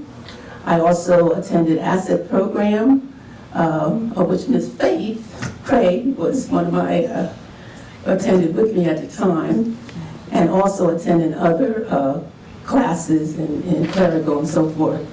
And I also am I started a senior center after I retired. It's going very well. I'm also involved a lot in my church, and I am a area chairperson for my conference of the Philadelphia Conference, of which I am responsible for 9 churches and the running of those churches and the budgets that they pay and so forth. So I have some abilities in finances, so forth, and administrative positions. So I'm very happy to give you this information, and I hope you will accept me for that position. Thank you so much. I want to thank you for your time and also for all your years of service. Thank you. Thank you very much. Councilor Garcia-Molina, would you mind turning the... Yep. So I'm going to turn it back to Councilman Diaz. Yes, I think Hendricks Jackson nomination for... We don't have a motion yet. I'm sorry, I got lost there. I make a motion then to nominate Karen Dixon. If everyone's in favor with that. Second. All in favor? Say aye. Aye. Thank you, Karen. You're welcome. Thank you. Thank you. Good to see you. The housing authority will be lucky to be. Councilor. Thank you. I'd like to bring up Hendricks Jackson.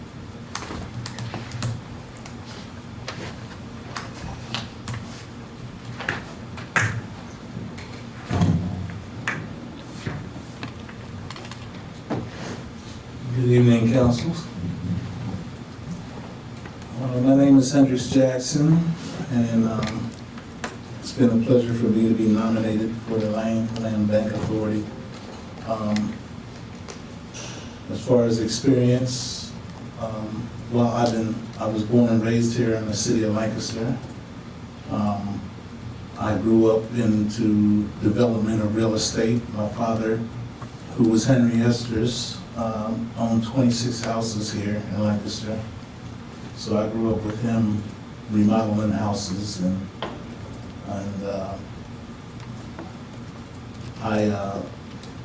excuse me, I'm kind of nervous. It's just us, don't worry about it. Okay. No worries. I have very good experience as far as rehabbing houses and being involved in that aspect. Also the owner and operator of my own company, Jackson Electrical Service, who's been in business 14 years.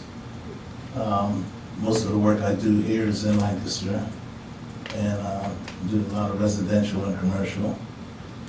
The house where I live at, I was raised in. It's the last block of South Ann Street, 600 block of South Ann Street. I have fought many days to keep that block a nice block. Talking with the people who live there on that block and with the neighbors in order to keep peace within us, especially with the parking in the city and other things that we as tenants in the city deal with. But my pastor, who our church down at the South End of South Duke Faith Tabernacle, he said that they know me as the mayor of that block there, and it's because they know we've been there. We own that house since 1970, and we know a lot of people, and from that respect is able to talk to the tenants and keep peace. I would like to be on the board to help improve the city of Lancaster.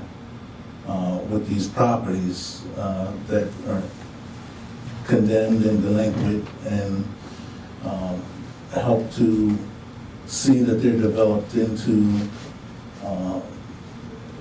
places and things that can be benefit more to the city of Lancaster. Not just a money-making venture, but to help develop and assist in developing places to better the neighborhoods and help develop make the city a better place. Commercial, industrial, as well as residential. Thank you, Mr. Hendricks. I'd like to make a motion then to appoint Mr. Jackson to the Lancaster City Land Bank Authority. Second. All in favor? Aye. Thank you. Thank you. Is Dennis? Yes. Oh, there you are.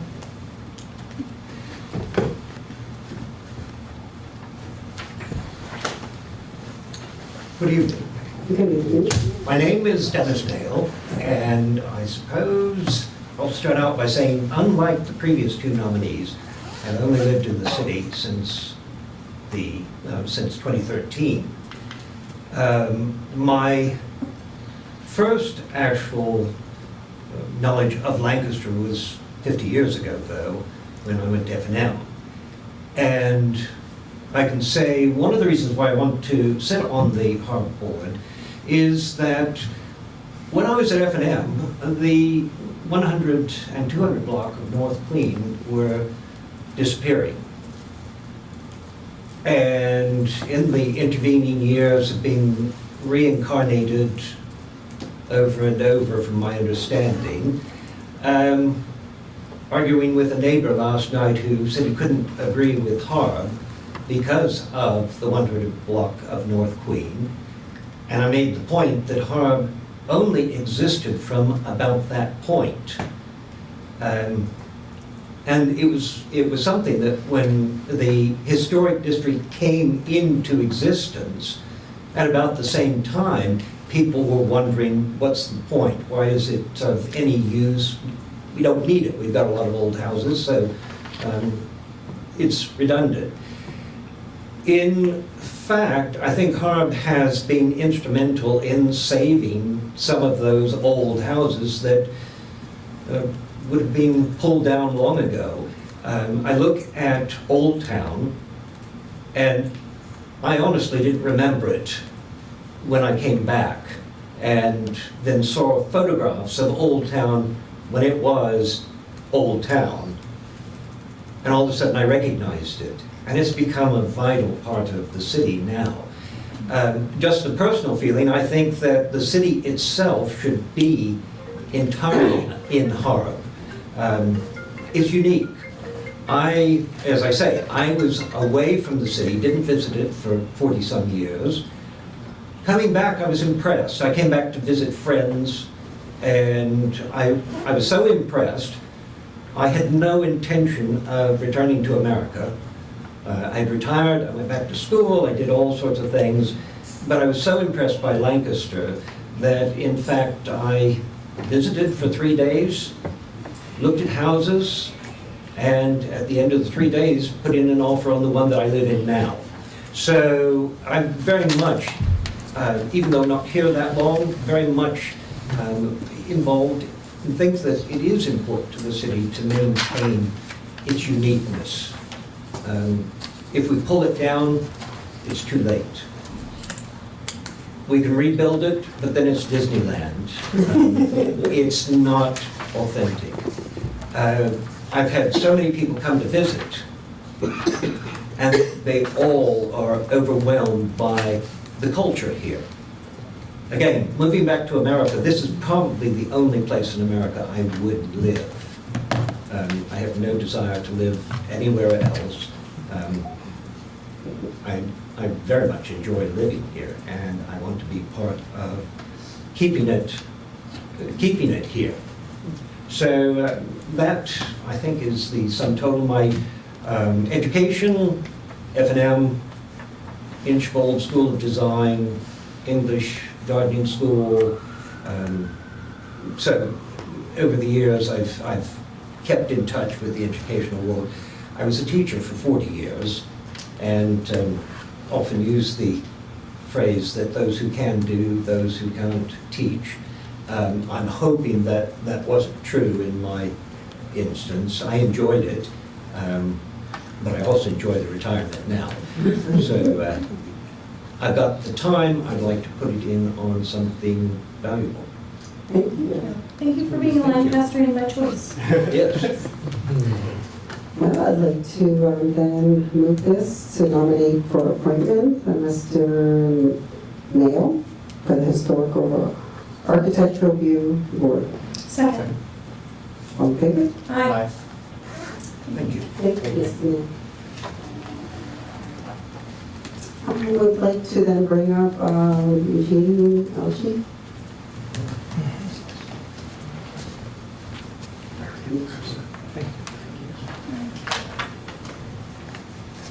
Good evening, everyone. I'm Gene Alechi. Looks like you'd like me to say something first. I will try to keep it short, but I think probably, well, I don't know all of you, but I do know some of you. I have been not a native Lancastrian, but a native Pennsylvanian, and I have lived and worked here in the city since arriving here at the end of my college years of education. And I have been I'm an architect.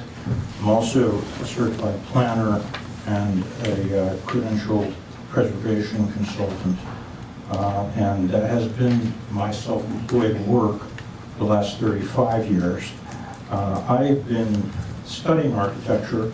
I realized today, as I thought about my remarks, I've been studying architecture now for 50 years, since I was about 18 years old. And I long ago earned a 5-year degree in architecture from the University of Notre Dame. And with that, I had a personal concentration, which was unusual at that time for architects, a personal concentration in urban studies, urban planning and design, and historic preservation. Historic preservation wasn't even recognized at that time by schools of architecture, but shortly thereafter. I had to sort of invent a curriculum and convince some of my professors that this was something that was important for the past and for the future. It is a coincidence that after that experience, which included a year, an academic year studying in the heart of central Rome and Italy and traveling all around Europe, coincidentally, my parents relocated to Lancaster from northwestern Pennsylvania, and assuming that I would probably need to find work in a place like Philadelphia or Baltimore or New York, I discovered arriving here after graduation, this was a pretty great place to be as a young architect. The puzzle at that time was that few people who were here understood that, or really couldn't even imagine what a young architect would be here for, because it seemed to be not all those other places. But what I had been trained to see was what was actually here, an amazing, deep cultural treasure of hundreds and thousands of historic buildings, which had been left in decline, but because of that, in many cases, were practically original and intact and pristine as historic structures. I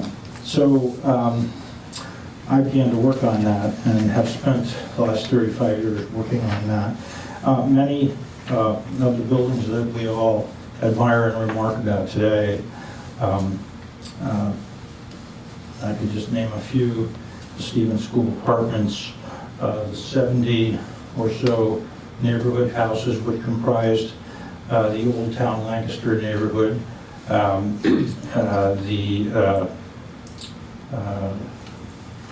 many others, the Central Market, the Southern Market, I could list 30 or 40 buildings in the city probably, which I've been involved in either as an owner or as an architect, mostly as an architect or preservation consultant. I've owned a few of them, which I've been responsible working with others for in managing to save and encourage reinvestment in those buildings. So among all that professional work, I also was a member of City Council, elected and served from 90 to 94. Prior to that time, I had been on the Historic Preservation Trust Board of Directors for quite a few years, over 10 years. And I was very active in those roles, in helping the city do several things. First of all, when I came onto council, it was one of our great results that we got the city to kind of rediscover the need to take responsibility for, public responsibility for planning the city. And as a result, we restarted comprehensive planning in the city and produced the first comprehensive plan for the city in over 50 years. The city had become so behind the times and so lackluster in its belief in its own mission that many people in leadership at that time thought that we really could no longer plan for the city because the growth was all in the suburbs and there was no reason to plan. We just had to let the marketplace do what it would.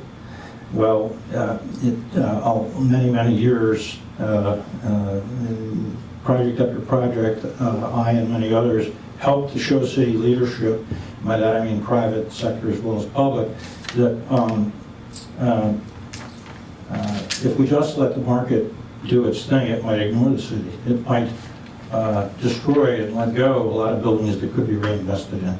So I was instrumental with many others in pulling together the rationale for reinvestment in the city. And so the things that most of us are most proud of here today, the reinvestment in downtown and the neighborhoods and the preservation of our housing stock as well as our commercial buildings. Yes, we've lost many, but we've saved most. And those things are the result of my efforts and the efforts of many others that I've worked with.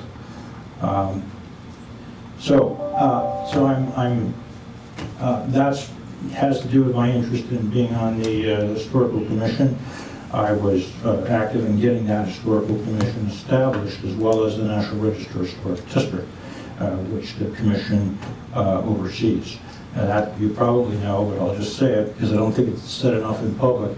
We have about 14,000 buildings which are in that National Register of Historic District, and we rank as one of the top 2 or 3 largest National Register districts in America. So I take the work of the Historical Commission pretty seriously, and I think I can bring both a historical view and a current technical design and urban planning support to that commission. Are there questions that I could Any questions? answer? Thank you. No, thank you. All right. So I'd like to make a motion then to bring the Jean nomination to be appointed at the Historical Commission.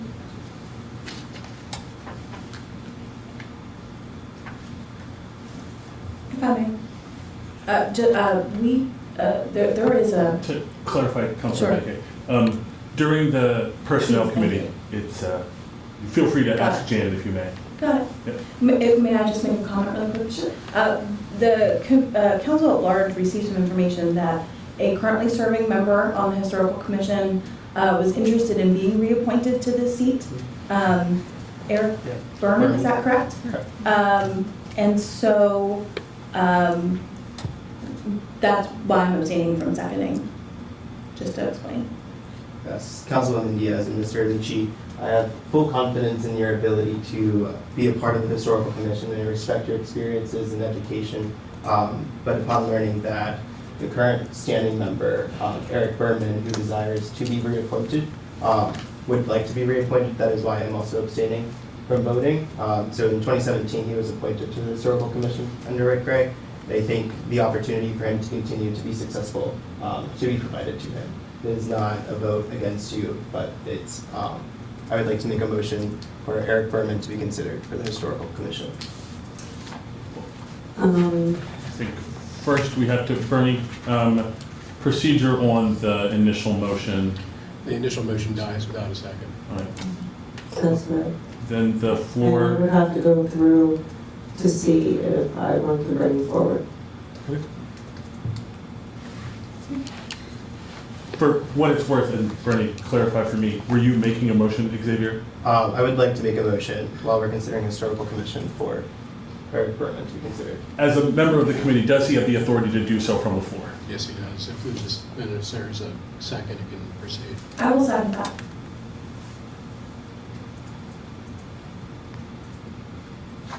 And so then, do I call the vote for it? Bernie, forgive my naivete. That would be the chair of the committee that would call that vote.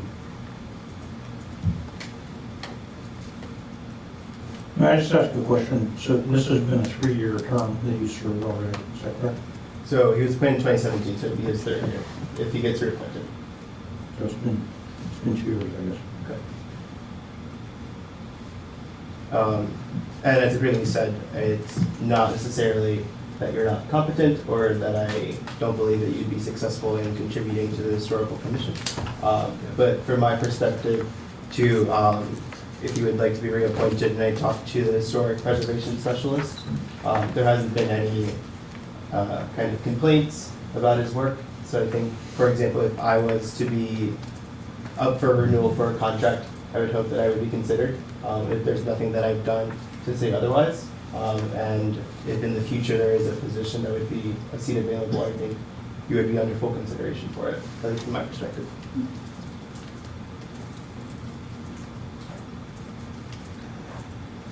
I don't believe you had a vote. Yeah. Okay.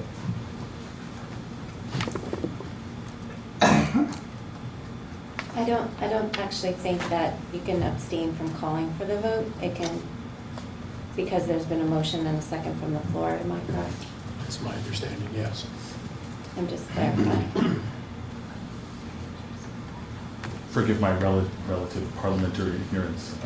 I typically defer to Bernie as the expert in all these things. Such a way, yes. So in that case, unless somebody knows better, I would ask the chair to call a vote just so that we can proceed with the motion and thereby the meeting. Motion.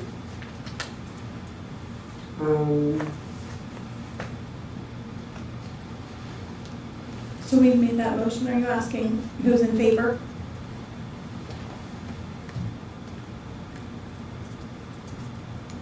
I'm sorry, so now there would be the process in which you'd say there's a motion on the table for the reappointment of Eric Berman to the Historical Commission, and we would ask for a voice vote whether or not that motion should be approved. I'm not bringing the motion into the table for the reappointment. Then everything stops, because at this point, there is a motion that's on the table and nothing can proceed. So, we'll move forward then to. You can't until the motion is resolved. There's been a motion and a second. You need to call for a vote or the meeting can't continue. Go ahead and vote. Aye. And so we have a motion to move Mr. Berman to reappointment, and that will come up with the meeting across the hall in 20 minutes. Okay. Okay. Thank you. So next is Faith's nomination for appointment for city revitalization and improvement. Item 5 first, I think. Well, I'm gonna go ahead and do Okay, great, thanks. Motion to Second. appoint Faith. All in favor? Aye. Aye. And there's a reappointment then for John Lyons and Nelson Polite for reappointment for Lancaster City Council, I'd like to make a motion to approve. They're here. Do you want to take a minute to hear from them? Did you want to speak, Mr. Blake? Or Mr. Klein? Hi, I'm John Lyons. I've served for, I'm not quite sure, I think it's a 4-year term. I've served for 2 at least, maybe 3, and I'm very enthusiastic about being a member of the Planning Commission. I came to Lancaster as a legal services lawyer in 1971, and I've been here with some interregnum since, and I love the city, and I think the Planning Commission is an opportunity to take a look at policy and ideas, and of course to respond to plans and to to vote on plans and their conformance with the municipality city planning code and the like, and we do that. But it's also a place for talking about things that we can anticipate might be issues that would arise, and to have ideas about how we deal, for example, with parking and with affordable housing, and to develop some ideas and to get some expertise from around the community. We have community groups, we have 3 major educational institutions available to us. Stevens College of Technical and Trade and Millersville University, Franklin and Marshall College, and really Elizabethtown College. The city is blessed with universities, and we could call on experts in those faculty to come and advise on policy issues. I would be delighted to serve another term. I've thought about policy and things about the city since 1971. I was on council for 9 years. I ran for mayor seemingly a couple of years ago, but it was actually 10 ago, and I'm passionately enamored of the city of Lancaster. Thank you all. Thank you for serving.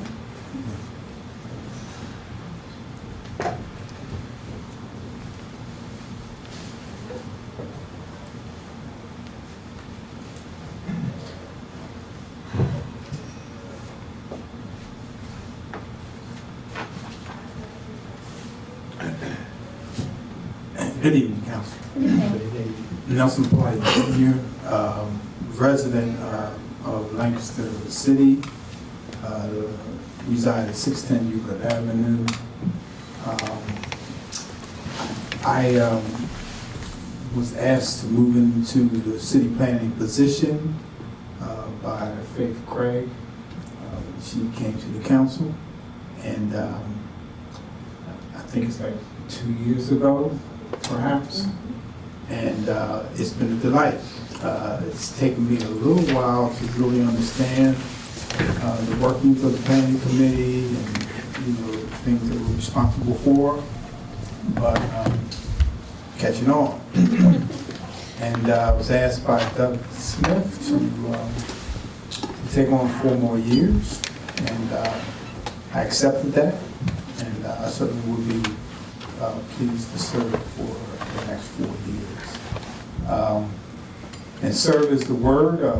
I recently was doing some historical work on my grandfather, A.L. Polite, who came here in 1903. all these years to find out when he actually landed here in Lancaster. And of course, his son, one of his sons, was Nelson Polite Sr.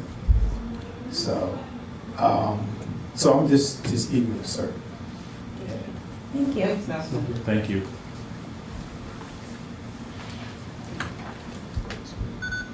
Motion was already moved. Second. Who made that motion then? I made it over. Okay, I'm sorry. All in favor? Aye. That's all I have. Thank you. Mr. Harris, with the time constraint in mind, would you remind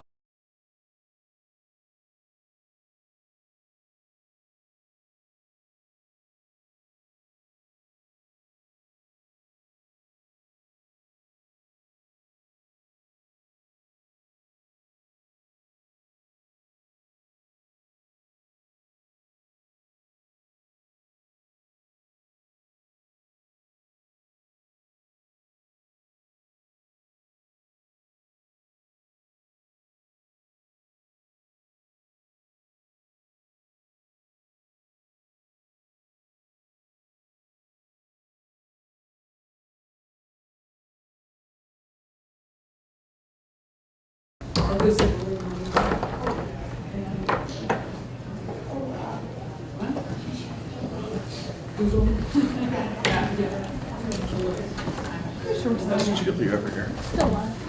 Oh, nice. Want to continue the stream? Yeah, let me see if I can change the name to.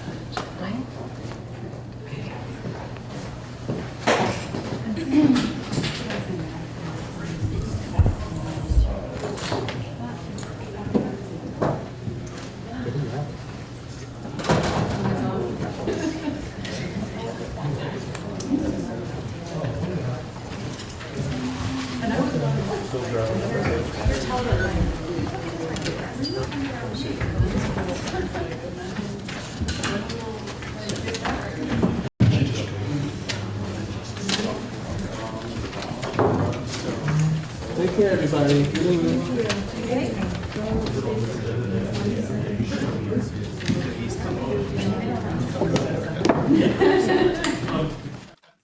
Makes it's authoritative.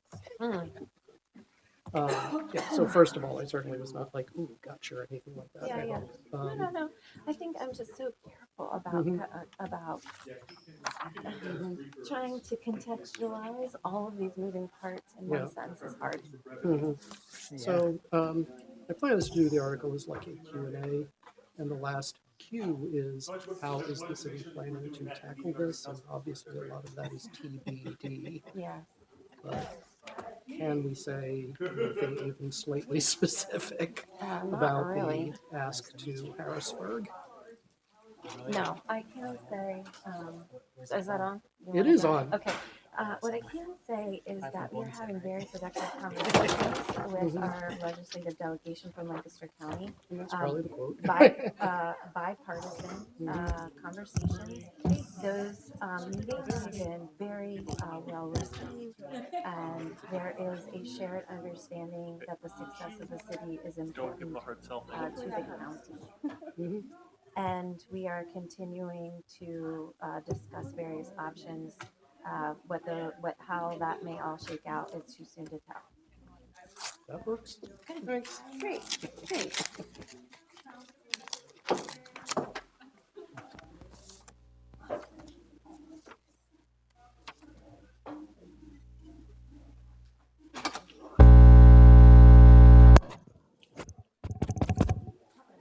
Hello.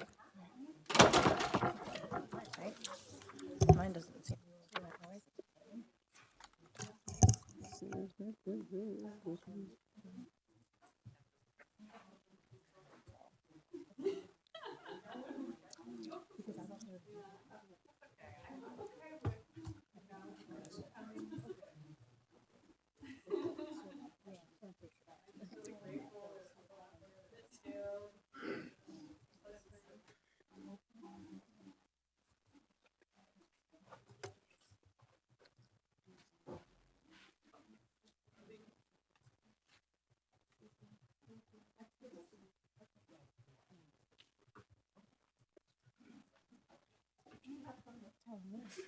Good to know.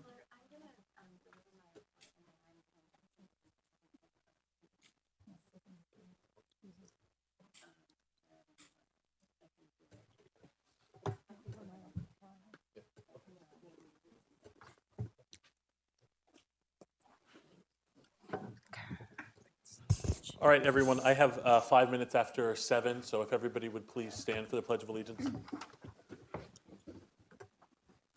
After 7:30, rather, but. I pledge allegiance to the flag of the United States of America and to the republic for which it stands, one nation, under God, indivisible, with liberty and justice for all. Thank you. Welcome to the first regular business meeting of City Council in 2020. Mr. Harris, would you call the roll of members? Yes, Mr. President. Mr. Arroyo. Here. Ms. Bakay. Here. Ms. Craig. Here. Ms. Diaz. Here. Mr. Garcia-Molina. Here. Mr. Soto. And President Smith-Waddell. Councilor Soto is excused this evening. All right. Approval of the minutes for January 6, 2020. This is the special inauguration meeting. Can I have a motion to approve? Motion, so granted. Second. Thank you. Council comments from the public? Mr. Harris? Mr. Arroyo. Aye. Ms. Bakay. Aye. Ms. Craig. Aye. Ms. Diaz. Aye. Mr. Garcia-Molina. Aye. And President Smith-Waddell. Aye. And while we're under this heading, just so that it is official and read into the minutes, unfortunately, he could not be here this evening, but, you know, blah, blah, blah, by the power vested in me by the city of Lancaster, I do name Councilor Pedro Soto as Vice President of Lancaster City Council. Proclamations, honors, awards, and resolutions of recognition. We have none tonight, Mr. President. And has anyone called ahead to make public comment?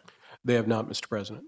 All right. As a courtesy, I would like to ask the mayor to make her report at this point in the reports requested by council. Mayor Sirachi. Thank you, Council President, and I apologize, I do need to leave a bit early tonight, so I appreciate the forbearance in delivering my report now. So I'm pretty sure that I've mentioned our core values in a prior report to council, but wanted to give you an update and share a little bit of swag. So we brought T-shirts for everybody on council, and I will be leaving these at the end of the dais, as well as some other stickers and cards for you to pick up on your way out, and I hope everybody will take one. To recap, our core values are quality, what we do well. Teamwork, we work together to achieve our goals.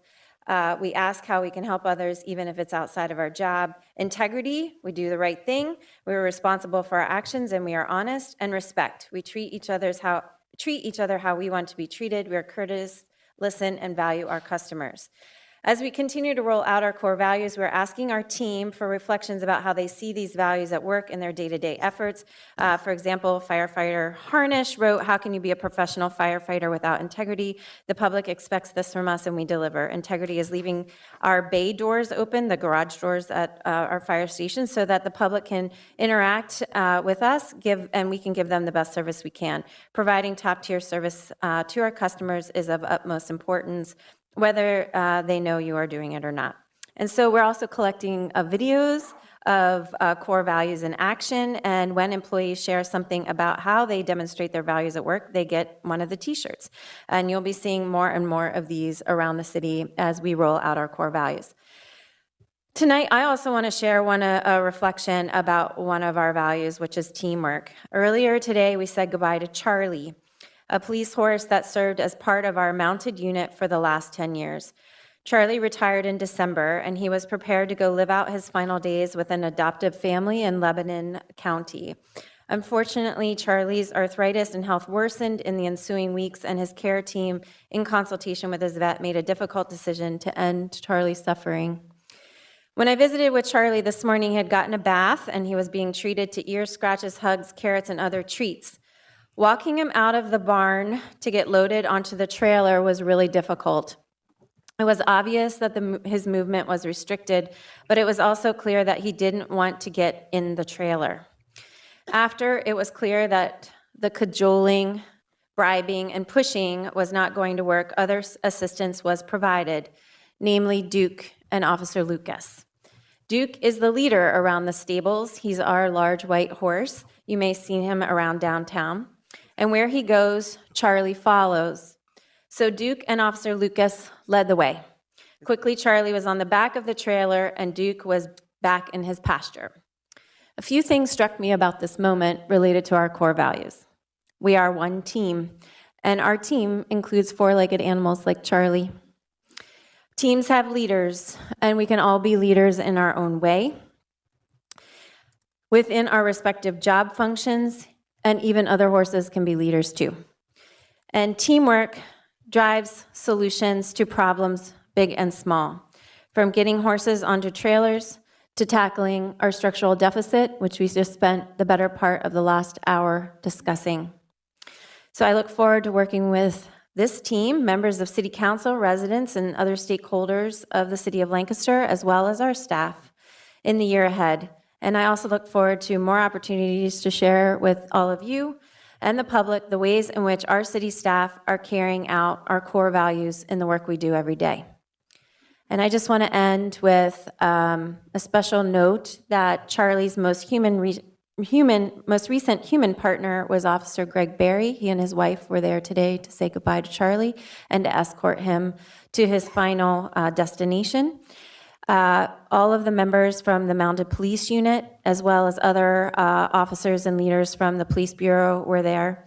And Charlie and the other horses that are part of our mounted patrol are cared for by Deb, Dawn, and Stacy at Long's Park. They care for these animals and consider them to be part of their team, and I give them thanks and my condolences to them because they lost a trusted partner today. Thank you. Thank you, Mayor. We now move on to reports of committees of council meetings held on January 14th, 2020. Normally we do this with the aid of minutes, but we were just over there, so we don't quite have them yet. Please bear with us. We'll begin with, hold on. All right, great. We'll begin with the report of the Public Safety Committee. Councilor Garcia-Molina. Thank you, Mr. President. Earlier this evening, the Public Safety Committee reviewed the Administration Resolution number 1 of 2020, so the first one of this year, which authorizes a lease purchase agreement for a new fire truck. That resolution is on the agenda for vote this evening. Thank you, Councilor. Public Works is next. Councilor Soto is not here, and the Public Works Committee did not meet. Councilor Arroyo. Mr. President, the Economic Development Committee did not meet today. Thank you. Councilor Bakay. Thank you. So the Finance Committee did meet, and there was a rather lengthy presentation, which I will do my best to summarize. During the Finance Committee meeting this evening, representatives from PFM presented a financial condition assessment and trend analysis for the city. This is the first step of a multi-year process that will result in some recommendations and is a projection of the city's finances for the next 5 years, carrying forward expenditures and income without any corrective action, meaning that it assumes no tax or fee increases, only wage increases based on existing labor agreements. The projections were clear. Without corrective action, the city would exhaust its reserve fund balance by 2023. This leaves us with a structural deficit, and to correct this and to balance the budget, the city has raised taxes in previous years. As the assessment further demonstrated, economic development alone is not the answer to this problem. Some revenue from development is non-recurring, like permits, transfer taxes, and some come with tax incentive programs, which limit the amount of tax the city is actually able to collect. PFM also presented models or what-if scenarios to demonstrate how certain changes in policy or circumstance could help close the projected deficit. Even assuming more robust growth, the deficit remains. Additionally, they assessed the city's readiness for another recession by looking back at 2008 through property tax collection, real estate transfer taxes, and earned income tax revenues. The assessment looked at fixed costs such as debt service and pension, which make up almost 20% of the budget, and projected them out for 5 years in a recession scenario. It also considered the impact of staff reduction on the budget in a recession scenario. It is worth noting that the current staffing levels across the city government are less than in 2009, and police and fire numbers have not been restored to levels in place before the Great Recession. Finally, the city lacks enough liquidity and cash flow to serve as a buffer in a recession scenario. So the takeaways. The assessment was diagnostic and not practical. Obviously, we will take corrective action to address these issues, but the math, however, doesn't lie. We need help from Harrisburg to address the issues in ways other than property taxes. A deeper dive into our city utilities, water and sewer, is needed. Finally, the next phase of the process, a management audit with department heads, will begin in the coming days and weeks. That concludes my report. Thank you, Councilor Bakay. Councilor Craig. Community Planning Committee did not meet tonight. Thank you, Mr. President. Thank you. Personnel Committee, Councilor Diaz. Yes, we met today. Personnel Committee has met earlier this evening to review the following appointments. I'm going to read them all together so like that we can move them forward. Karen Dixon, nominated for appointment for Lancaster City Housing Authority. Hendricks Jackson, he is nominated and appointed to Lancaster City Land Bank Authority. Dennis Nail, nominated for appointment for the Historical Architectural Review Board. John Lyons and Nelson Polite, nominated for reappointment for Lancaster City Planning Commission. And Faith Craig, nominated for appointment for the City Revitalization and Improvement Zoning Authority. So I make a motion that these appointments are reappointments to be approved. Second.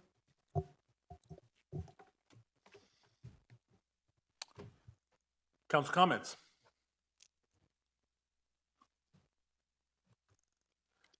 Mr. President, point of order, there was also a motion for a reappointment to the Historical Commission of Eric Berman. Yes, that is also on the agenda here.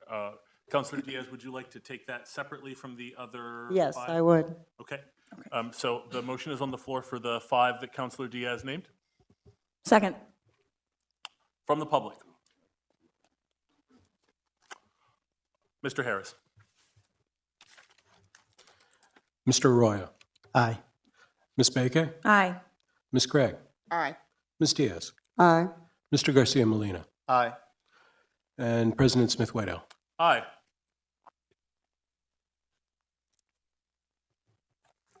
And that's all I have.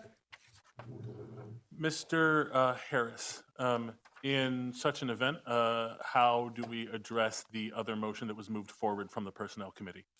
I think another member of that committee could make that motion. Make a motion to reappoint Eric Berman to the Historical Commission. Second. Council comments from the public. Hearing none, Mr. Harris. Mr. Arroyo. Aye. Ms. Bakay. Aye. Ms. Craig. Aye. Ms. Diaz. I abstain. And Mr. Garcia-Molina. Aye. And President Smith-Waddell. Aye. Thank you, Councilor Diaz. As a point of order, if I could just, I don't believe that a counselor can abstain. Bernie, is that correct? Mr. Harris, is that correct? And we're not supposed to abstain unless they have a conflict of interest. Well, I can just say no then. Okay, that motion? Please record that as a nay vote on the part of Councilor Diaz. Thank you. Thank you. We are now moving into our legislative agenda. We will begin with the Heritage Conservation District. Yes, Mr. President. Consider the following applications and recommendations from the Historical Commission for improvements to properties within the Heritage Conservation District. And the first is WI Enterprises LLC, owners of 12 North Water Street, and they propose demolition of a modern one-bay garage to accommodate new construction on an adjacent parcel.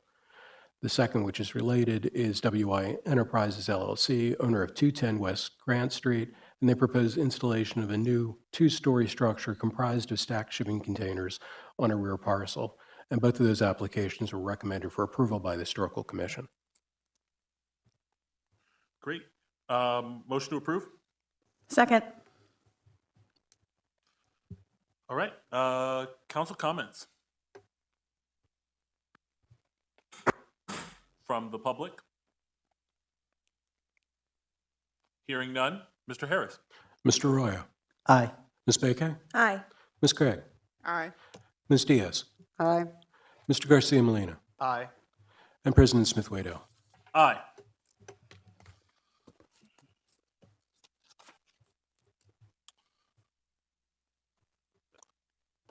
so we move on to Administration Resolution Number 1, 2020, authorizing a lease purchase agreement for acquisition of fire apparatus. Yes, Mr. President. A resolution of the City Council of the City of Lancaster, Lancaster County, Pennsylvania, authorizing the administration to enter into a lease purchase agreement for the purpose of acquiring new fire apparatus. Thank you, Mr. President.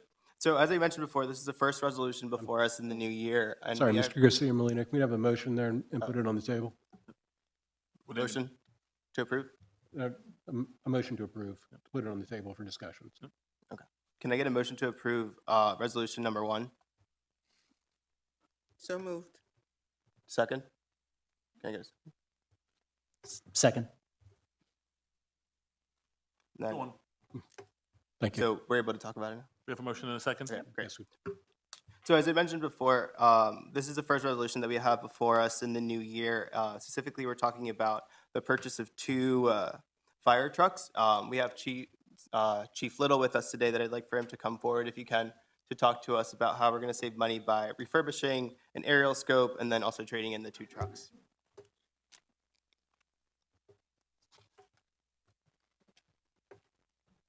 Good evening, Council. As we discussed previously, we have 2 aging fire apparatus. So we're going to be looking at doing a refurb on a used fire truck that we use to help save finances here in the city. New fire ladder truck costs in the ballpark of $1.4 to $1.5 million. By doing the aerial scope refurb, it comes in at just a little over $1 million. So we're looking at a cost savings around $400,000. This also aligns with our long-term apparatus replacement plan that we brought before council in the end of 2018. Council, you have any questions?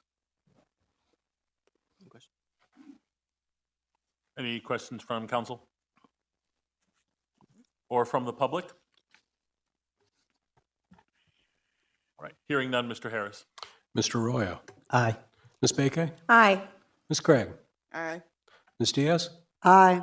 Mr. Garcia-Molina. Aye. And President Smith-Waddell. Aye. Thank you, Chief. All right, that moves us into our second public comment period, which is open for comment about issues not on the agenda. Please use the microphone, give us your name and the street you live on, and please limit your comments to 3 minutes. You know the drill.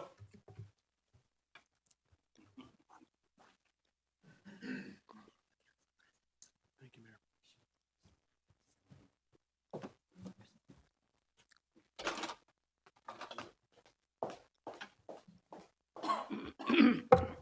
Good evening, Mrs. Gregg.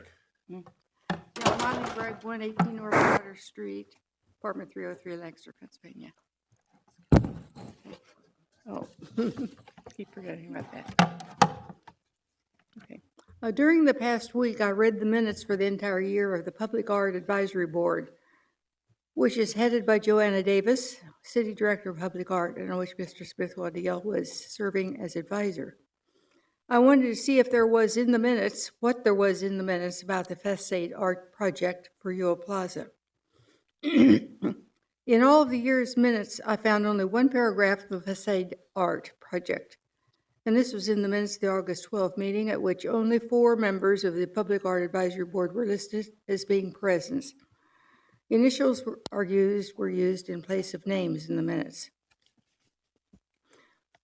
This paragraph reads, Joanna Davis gave a presentation of the Lancaster project, specifically the proposed concepts for the facade of the Lancaster Public Library and the parking garage. Amy Moorfield and Joanna Davis suggested the board find out who will be responsible for the ultimate design, R&R or lead architect, which was Hamill Associates, to gain clarity as to the materials used and or general type of artwork.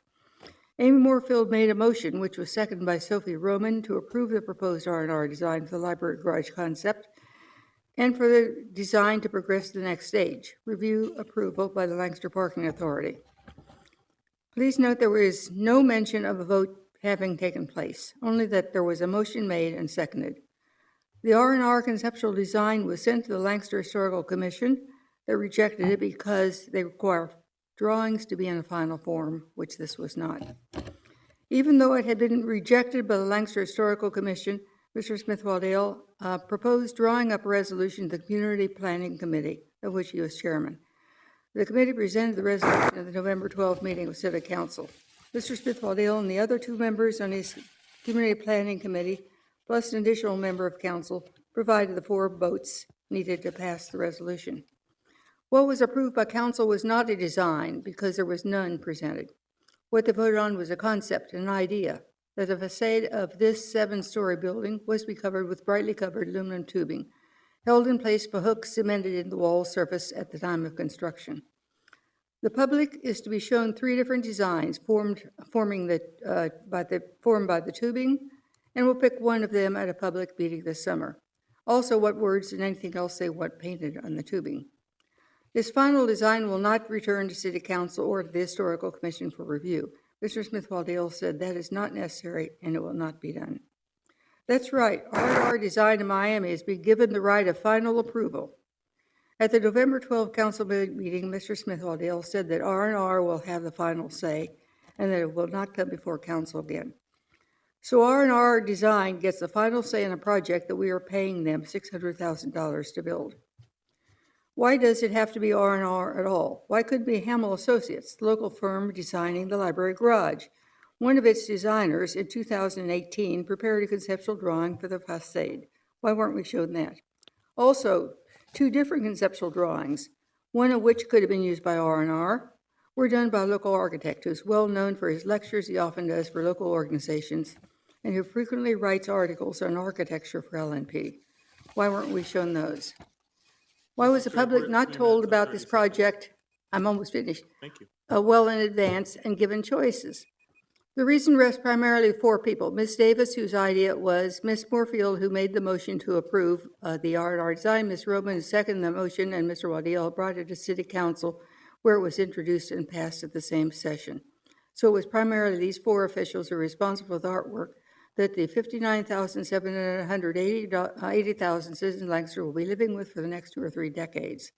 And if they tire of it, they can't replace it with anything else because this art is part of the structure itself. It cannot be removed without serious damage to the structure. So when I'm gone, it'll still be here, and I and all the other 59,780 citizens had no say in it at all. Thank you. Thank you, Mrs. Gregg.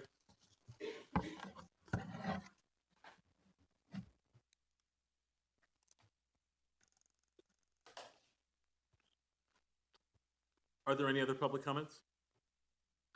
April? Happy New Year, right, folks? Happy New Year. Okay, so I don't want to beat a dead horse to death. I just want to know, who should the public go to? Because at the Public Art Advisory Board meeting yesterday, I didn't know if you're still on with that and just couldn't attend yesterday, or who do we address concerns to, because they said they will not listen to any more conversation about R&R. And we wanted to know who is responsible to set up the 3 meetings that you promised the public, where R&R would come and speak with us and we would have a chance for interaction. We don't know where to go. Right. That's a good question, Ms. Koppenhaver. Is it Ms. or Mrs.? I'm sorry, I don't want to call you the wrong. Well, I always kept my maiden name, okay. So it's okay.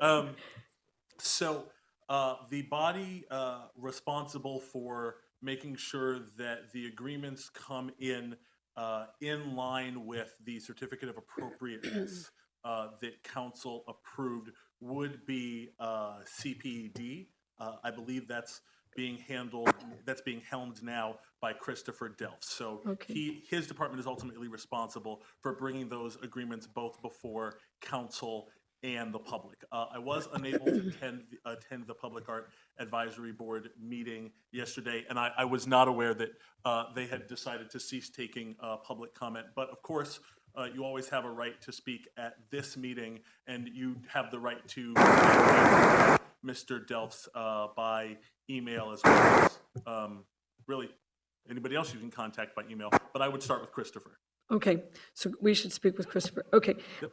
The other thing that I found, I had asked for a right to know, and Patrick Hopkins had very politely gotten back to me and said it was going to take a lawyer to look through things, and within 30 days he politely responded and he sent me a memory stick, and I'm on page 50 of 1,457 pages. But what I have found several times are Joanna Davis's comments to artists outside the community.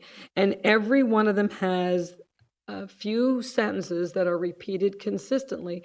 And I just want to know if she actually hates Lancaster City artists, because what she says to them is, your design makes my heart sing. Lancaster, Pennsylvania could use a dose of you around here. And again, I am often offended by the way she presents her comments. Being an outsider from California, from what I understand, a fairly privileged life, and then she comes here and she keeps incriminating who we are, what we've stood for, and what we've done. I mean, we've done miraculous things. Okay, in the last 30 or 40 years, people were not running to every open house to put in an offer higher than what it was asked for. Okay, houses on West Grand Street were $29,000. Now they're $137,900. It's the same brick and mortar. It's the same house. Okay, and so I don't know if she needs a update in history and some appreciation. I think it would be going a long way if someone really took her by the hand and presented to her the amount of influence the arts have played to revitalize America, Lancaster, Pennsylvania. And then she always says, my fingers are crossed in hopes that you may have the time and interest. So thank you, April. I find it very degrading to the rest of us. Thank you. Are there any other public comments? Okay, in that case, having bypassed the report of the mayor, we move to the report of the president of council. I will keep it very brief and just say that, again, I'm very proud to be serving with this council and this staff and move it right along. Other council comments? I will hear a motion to adjourn. No. Thank you, Terry. Motion to adjourn. Second. All in favor? Aye. We are adjourned.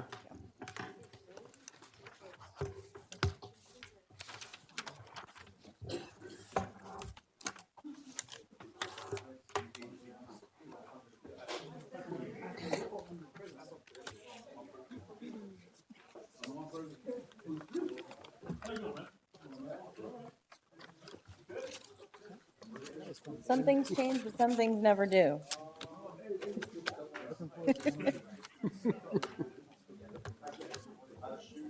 It's better.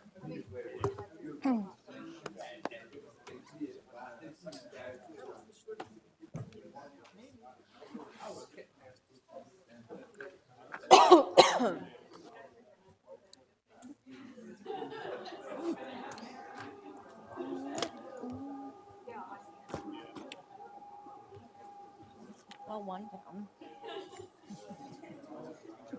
Two technically. My blood pressure. Or Campbell, over there yet. Great. Yeah. Thank you, Bernie, as always, for being on top of it. I need to reread my pocket Robert's Rules Guide.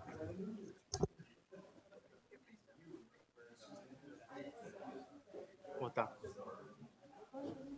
Sí. Ajá, ella. Ah, ok, yo voy ahora. Le voy con tiempo, chincha. Un montón de chincha. Pero cuando salgamos. Mr. Harris. Hello. The mayor wanted me to give this to you.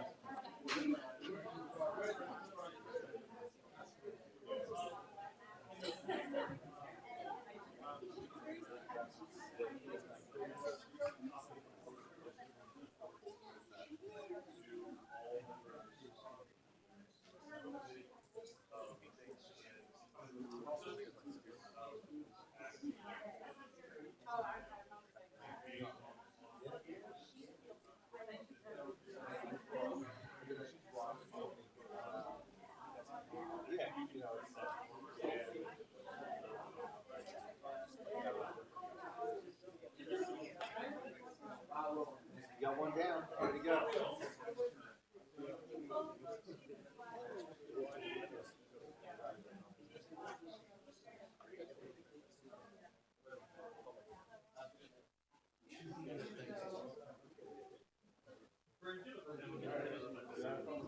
Yeah, right.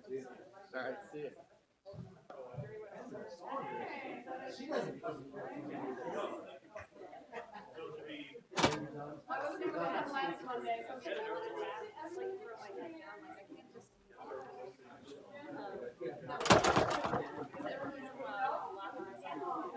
just.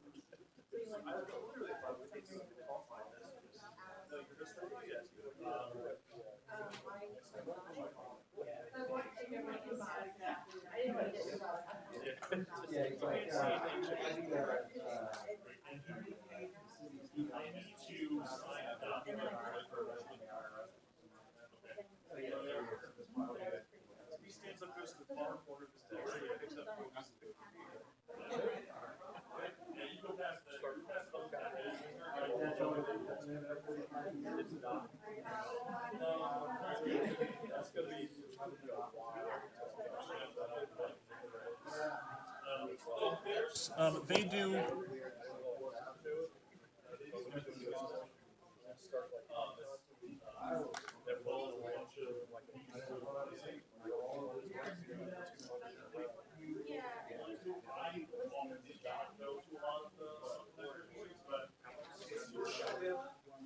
Very good.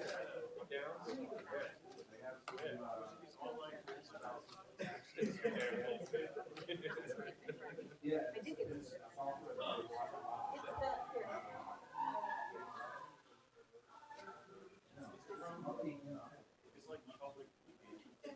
Yeah, it's called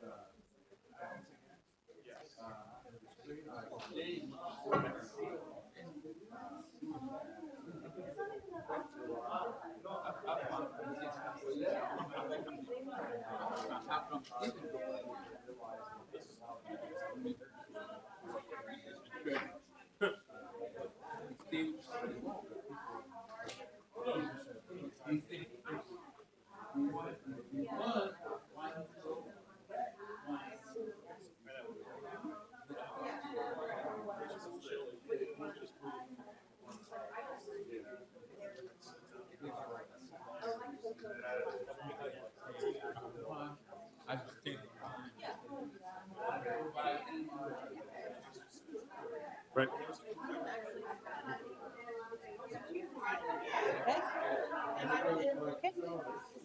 See?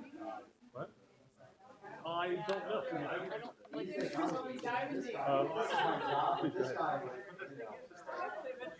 Hey, Terry. How are you? Like you have to go by 10%. So I wanted to like decrease the taxes so you could just see the deficit.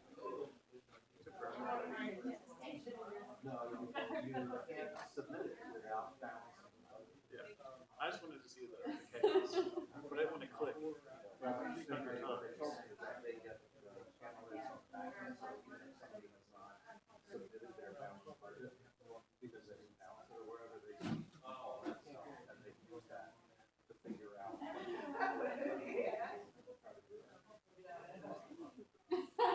They're going to see this one almost entry from Millersville University.